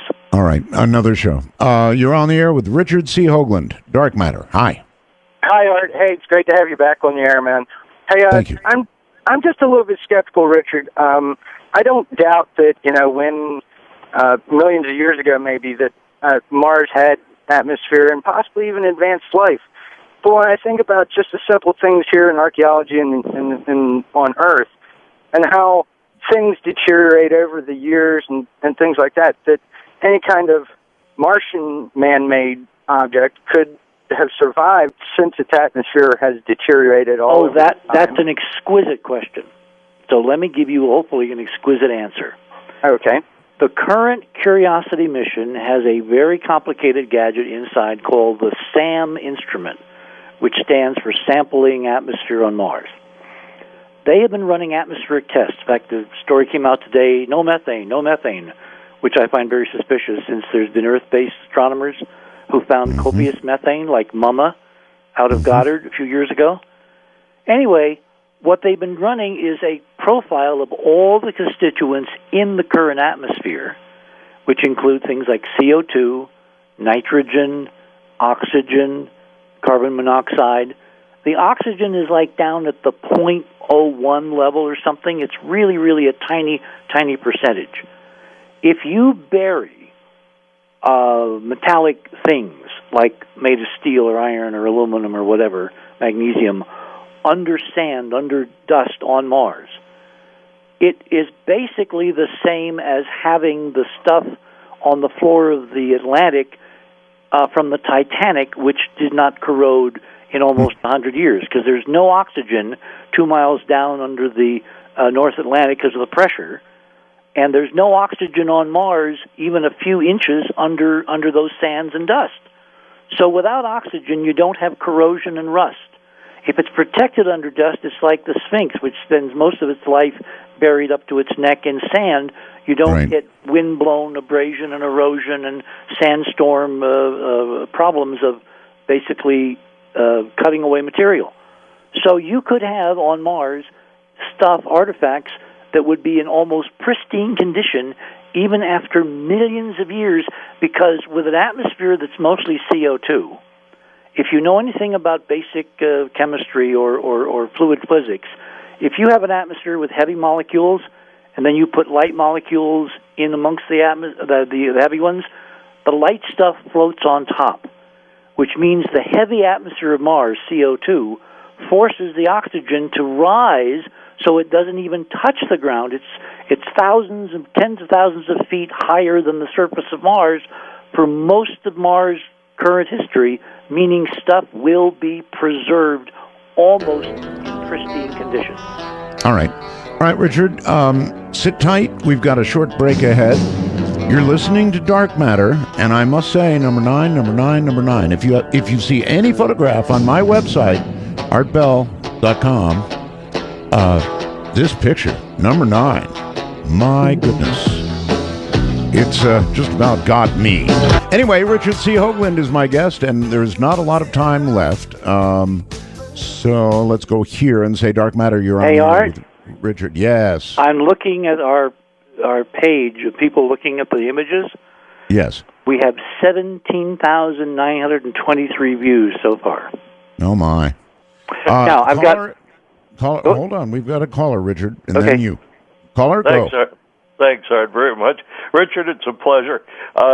In addition to wondering, as I know Art must be, if we're ever going to find out actually where cats come from, my question for you, Richard, I was listening to the Stephen Greer interview the other night, and this has been bugging me, and you're the perfect guy to run it by.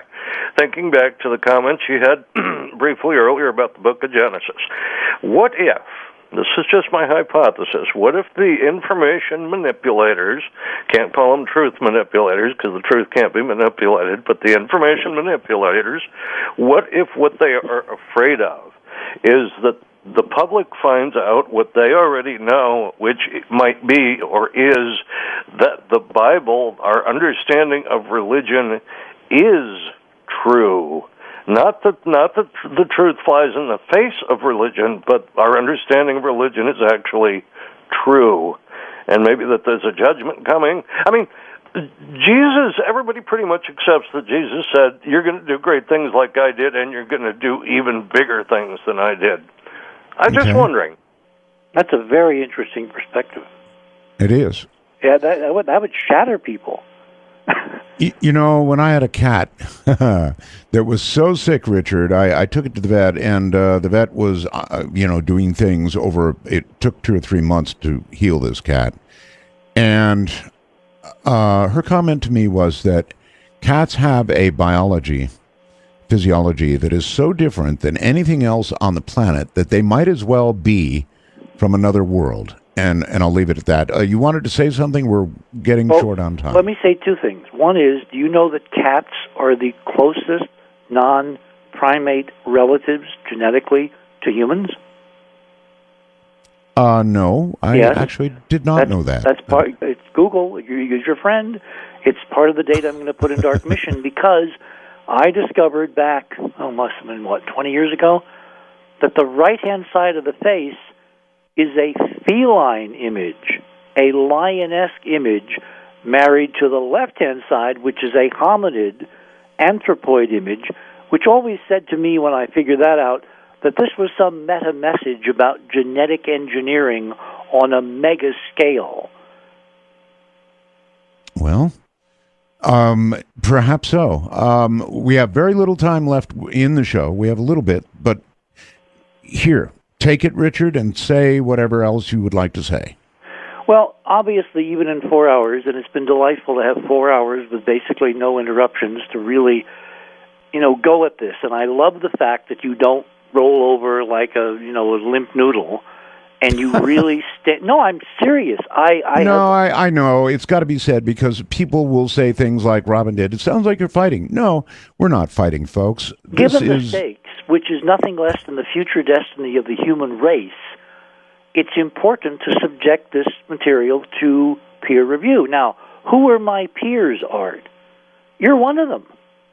Thank you. The concept of peer review is people who have enough background to understand anomalies when they see them and not just go to sleep or, play the party line. The fact that you see number 9 for what it is, And you're going to see a lot more when you go to Enterprise Mission and read Part 1 and Part 2 of It Only Takes One White Crow, because I think the real mission of Curiosity is to prepare us by dumping hundreds and hundreds and hundreds of things like number 9. And it's just, we don't have the staff to go through and clean them up and make sure that the colors are balanced and that the contrast is good, because they're covered by all this icky yellowish dust, which makes it impossible to see anything, and that's what they want. They want to delay the inevitable as long as possible while they figure out.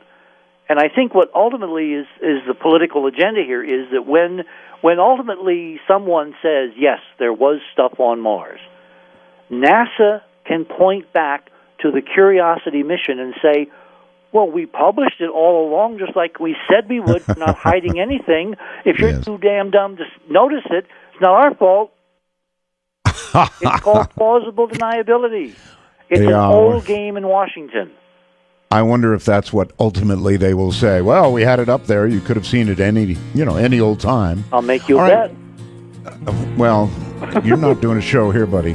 Hey, listen, it's been a blast, Richard, and Likewise. We'll do it again. So you have a great night, and what a great discussion. Thank you, Art. Good night. And good night to you all. It has been a pleasure. It's been a great first week. Thanks to all of you, and we're leaving the lines full and blazing. So, from the high desert and the great American Southwest, I'm Art Bell. Good night. Hey, fine. Okay. Why would there be a dome on the moon? Well, because you're on a place where there's no air.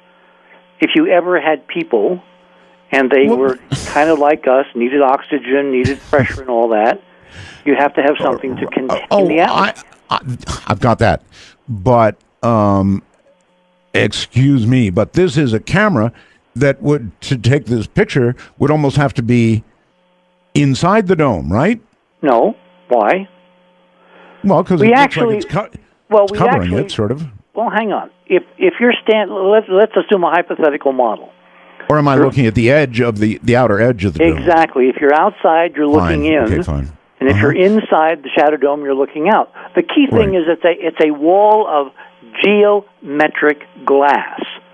Right. Now, we've all had the experience of driving west at sunset or east at sunrise on a long trip with windshield full of bugs and scratches and dust and all that, and you can barely see out of it because of a phenomenon known as scattering. The sunlight bounces off every little imperfection on the glass, including scratches if there are any, and you can't see out because of the haze created by the bouncing sunlight, right? Yes, I even see a scratch on there, like it was. That's probably a hair in the enlarger when NASA did this picture. This was scanned from a NASA print. I got an early generation print. I got from the National Space Science Data Center at Goddard Space Flight Center outside Washington, D.C., years and years and years ago. In fact, I probably got it before you and I even first met. All right, but here's the thing, Richard. Please don't explain the definition of a dome to me again. I understand that. I guess what I'm really asking is, come on, dome? If it's a dome, and I acknowledge it looks like one with a hole in it, but if it's a dome, that means, A, we put it there, or the Russians put it there, or the extraterrestrials put it there. Or what? It's got, or what? We put it there a long, long, long, long time ago. Okay, run that one by me. The solar system is 4.5 billion years old, is currently figured, right? Sure. Humans on Earth are supposedly a few million years on this planet, Homo sapiens sapiens. Right. That's a huge amount of time to have all kinds of things happen, which the archaeological record would have no record of because it doesn't preserve stuff. There's a TV show called Earth Without People, which I presume you've seen. Oh, yes. Very good. And they show how incredibly rapidly, like in a couple of centuries, everything we think of as amazing is gone. And in 1,000 years, it's dust underfoot, and you'd only find it by some kind of chemical assay or digging in the ground for stuff that was protected and buried. The difference is on the moon, where there's no air, no oxygen, no rusting, no degradation, and the only erosion is from micrometeorites. Structures. Okay, but Richard, but you're saying, just to be clear, that this was a prior civilization that got wiped out by whatever means that had attained space travel from Earth. Earthlings put it there, and that's what we're seeing. Yes? Maybe. It's one of the possibilities. The other possibility is it's genuine ETs, meaning someone from some other star system, or genuine aliens, because the definitions, you got to really get your definitions down. To me, an extraterrestrial is anybody who lives not on Earth. Extraterrestrial. Sure. Aliens are extraterrestrials who don't have our DNA.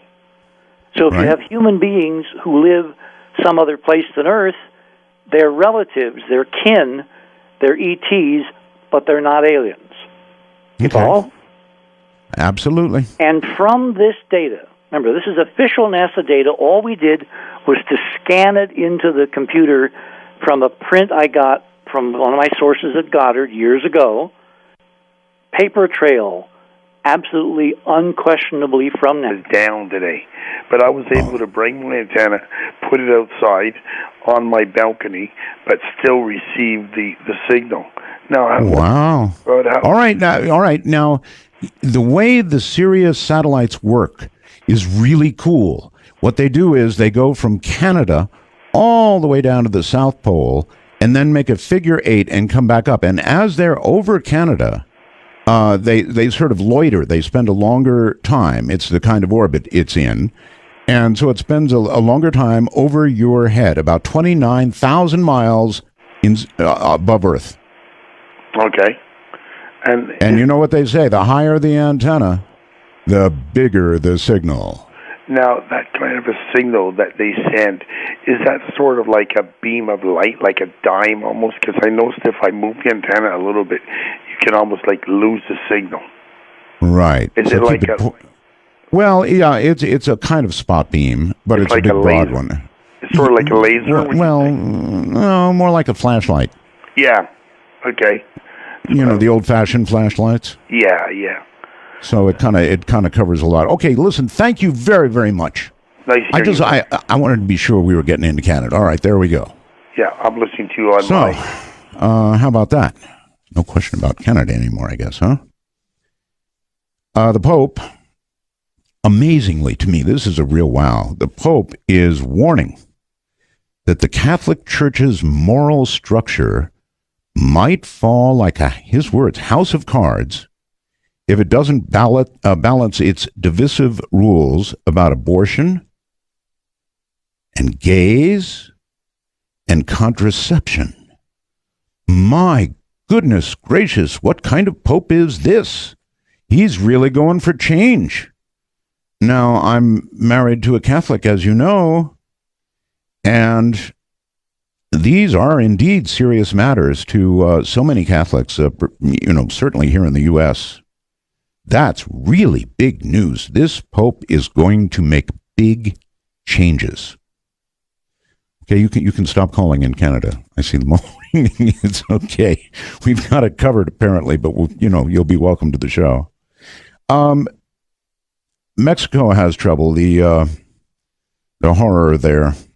Storm after storm, and now dirt and rock come tumbling down a hillside. There's 97 dead. They're really going through it in Mexico. In Syria, they're moving around chemical weapons like a little shell game. Meanwhile, Al-Qaeda militants seized a town near the Turkish border on Thursday after expelling Western-backed rebels from the area, demonstrating the growing power of jihadis. Great. Just absolutely great. Al-Qaeda militants take a town near the Turkish border. Just perfect. All right. Blew away too much time. Richard C. Hoagland is coming up in a moment. My old friend Richard. Richard C. Hoagland is a former NASA consultant and former science advisor to Walter Cronkite and CBS News, all during the epic Apollo missions to the moon. That must have been so cool. He's author of 2 best-selling books on his 40 years of intensive research into the possibility of a former ancient solar system-wide high-tech civilization. The Monuments of Mars, A City on the Edge of Forever, and with Mike Barra, Dark Mission, The Secret History of NASA. Hoagland is currently principal investigator of the not-for-profit Space Research and Public Policy Organization, the Enterprise Mission. It's been a long time. Coming up in a moment, Richard C. Can you see it now? Hoagland. All right, time for Richard C. Hoagland. Speaking of heartaches, here he is from New Mexico. Richard, man, it's been a long time since I've heard your voice. Sidonias, Art. Sidonias. Sidonias. Well, we don't do UFOs, so it has to be Sidonia. Yeah, now I know why Rush did what he did. It saves so much time. Oh, it really does. And redundancy. Your phone, Richard, I'm hearing noise and weirdness on your phone line. Shouldn't be. Well, there is. Not on my end. Yeah, it's kind of it's down a little bit. It's a little bit better. It's kind of a weird noise. That's weird because we had the phone coming out here a couple of days ago checking everything just to make sure. Oh, that would have done it. There's like a tone and then some noise and a tone and some noise. That's bizarre. It's probably them. Them. Them.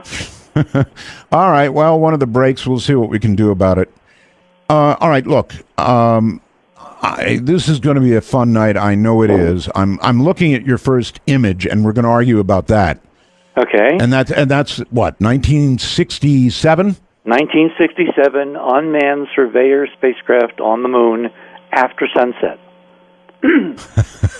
Yeah, I know, but shattered lunar dome? Well, think of this. You've got a TV camera. This is an old-style Vidicon TV camera, which is insensitive as hell. I don't know whether you ever were in a TV studio back then, but they were the best we had, and they were terrible compared to what we have now, CCDs and all that. I'm buying it so far, sure. Okay, and the idea was to, after sunset on the moon, which has no air, no atmosphere, to look toward the horizon when the sun got like about one solar diameter below the horizon, which takes like an hour or so because the moon rotates really slowly, like, once every 30 days. Right. So then they started taking pictures. And what they noticed immediately on several of the surveyor missions, not all of them, because they landed at different places on the moon, but at many of them, was they had this incredible, what they called, beaded set of glows, horizon glow, along the western horizon. And it was very bright and completely unexpected, should not have existed, because in a vacuum, when you cut the sun off, it should be like, cutting off with a sharp knife. One moment you're in daylight, and the next moment you're in pitch darkness. Okay, so that I understand, this is a lunar sunset, basically, right? Or after sunset? After lunar sunset. Okay. All right, got it. Like a half hour to an hour. Right. And above the brilliant beading along the horizon, and you see those little jagged, dark things sticking up? Sure. Those are rock shadows. The horizon here is around 2 miles away, because you're on the moon is smaller than the Earth. On the Earth, the horizon is roughly 30 miles away. If you're 6 foot high and the lunar camera was on surveyor at about a 6 foot elevation, human size, and then above that brilliant beading was all this light. Now, they had expected if they took time exposures, because these cameras actually could take a time exposure, and they could record stars down to about 6th magnitude, which is about the dimmest star that a human eye can see in a good dark place like a desert or on the ocean. I can see stars in the shot. Yeah, sure. The bright one over on the right is, I think, Antares. All right, look, I better stop. I better tell everybody, look, what we're talking about is on artbell.com. So everybody listen, if you want to follow along, you really have to go to the website, www.artbell.com, And Keith, on the right-hand side, has put a thing called 919 Hoagland Images for tonight, making it really easy. Just click on that. Okay. And that will take you to a series. We're going to go through these by the numbers. A series of photographs. All right, this is taken by Surveyor 6, first one, November of 67. Yep. And my question, Richard, just to cut to the chase here, you're not trying to tell us that there's really a shattered lunar dome that we're looking at, are you? Of course I am. Why would I not be telling you that? That's the truth. Okay. From the high desert and the great American Southwest, exclusively on Sirius XM Radio, this is Dark Matter with your host, Art Bell. Now, here's Art. Extraterrestrial radio, actually. Broadcast from my home in Pahrump, Nevada, immediately adjacent to Area 51. A few programming notes, actually. If you want to follow me, I'm ArtBell51 on Twitter. And I go there and make announcements every now and then. That's ArtBell51 on Twitter. Email me. Probably the best email to use is artbell@artbell.com. How's that? artbell@artbell.com. It will reach me. Trust me. Now, I was told that this program now reaches Canadian listeners. Okay, we're going to find out about that right now. I have just left 3 phone lines open, and I would like them filled with 3 tasty Canadians. That's what we used to call Canadians, tasty Canadians. Anyway, if you're in Canada, you can help us confirm that that you're really there, that you really can call by calling. So call right now if you're in Canada. Only if you're in Canada, call 1-855-732-5836 and call now. Or 1-855-REAL-UFO. That's 1-855-REAL-UFO. Only from Canada. So we're going to find out if we've really got Canada there. Now, updating on a few things. The weekend schedule. Here's what's going to happen, I am told. And they told me this. Over the next, and by the way, you can screen those Canadians. Make sure they're really Canadians before you put them on hold, because I'm going to talk to them. So make sure they're Canadians. The weekend. We are going to do something interesting over the weekend, meaning Friday, Saturday, and Sunday. We're going to replay 3 shows twice. That's right, 3 shows twice. We're going to pick 3 from the week and replay them twice.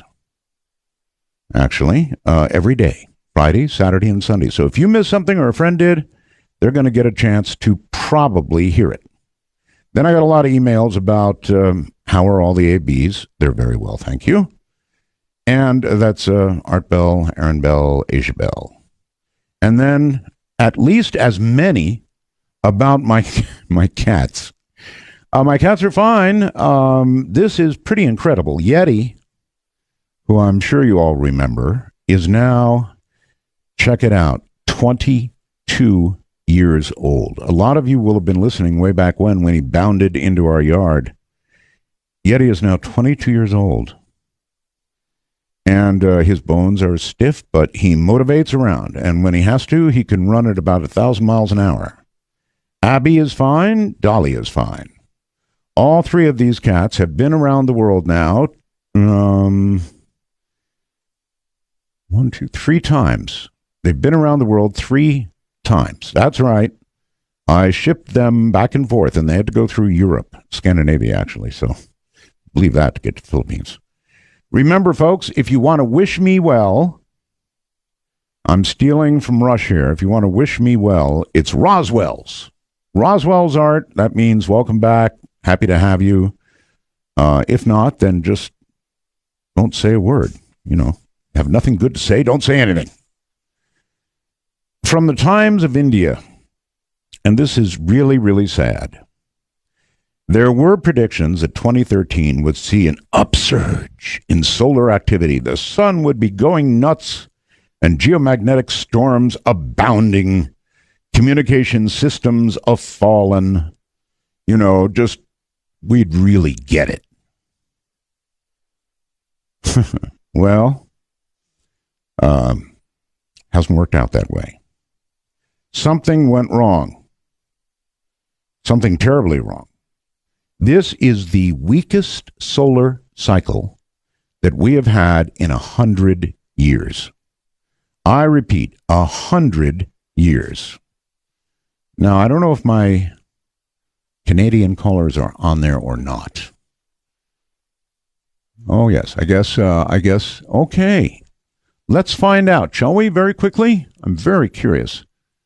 And dark matter. There, I think we've done it. You are on the air. Hello? Okay, I'm not getting good vibes yet.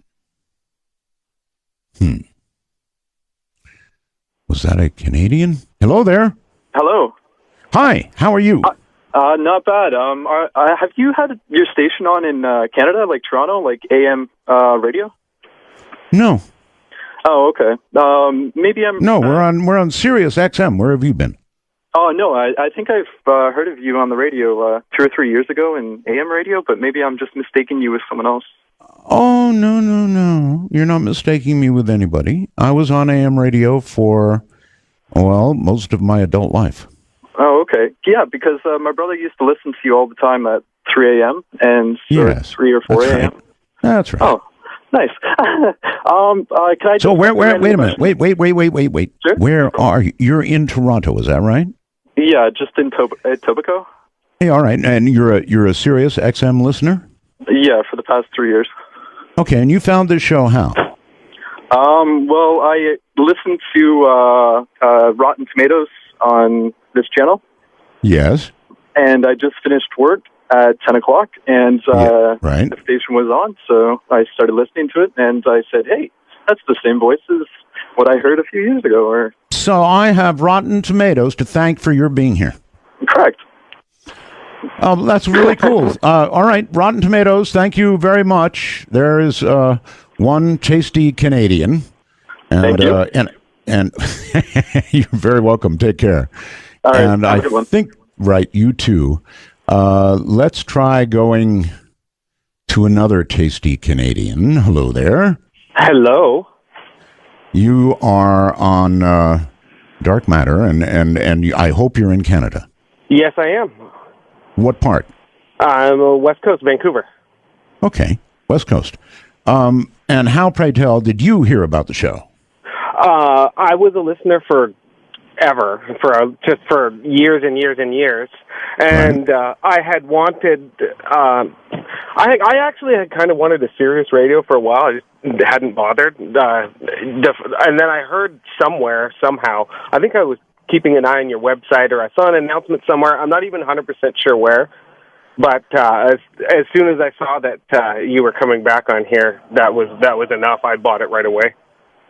Cool. All right. Well, I really, really appreciate your call, and it's good to know that you're listening up there in Canada.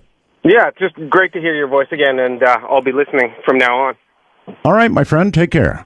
Take it easy. All right. Bye. I think we've got a problem with our software here for controlling these phones. We'll straighten that out. I may have one more tasty Canadian to go, so let's make that switch and go to the next tasty Canadian, possibly here. I don't know. You're on Dark Matter. Hello? Hi, Art. How you doing? I got a little bit of a cold today, and I'm calling you from Montreal, Canada.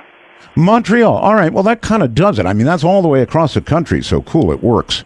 Do you have any trouble getting through? No, I didn't have no trouble getting through. I just hit the redial or dial the number, and after I hit the redial, I wanted to ask you about the signal on XM. Sure. Now, I get it. We have a repeater here in Montreal. The repeater right, system. Okay.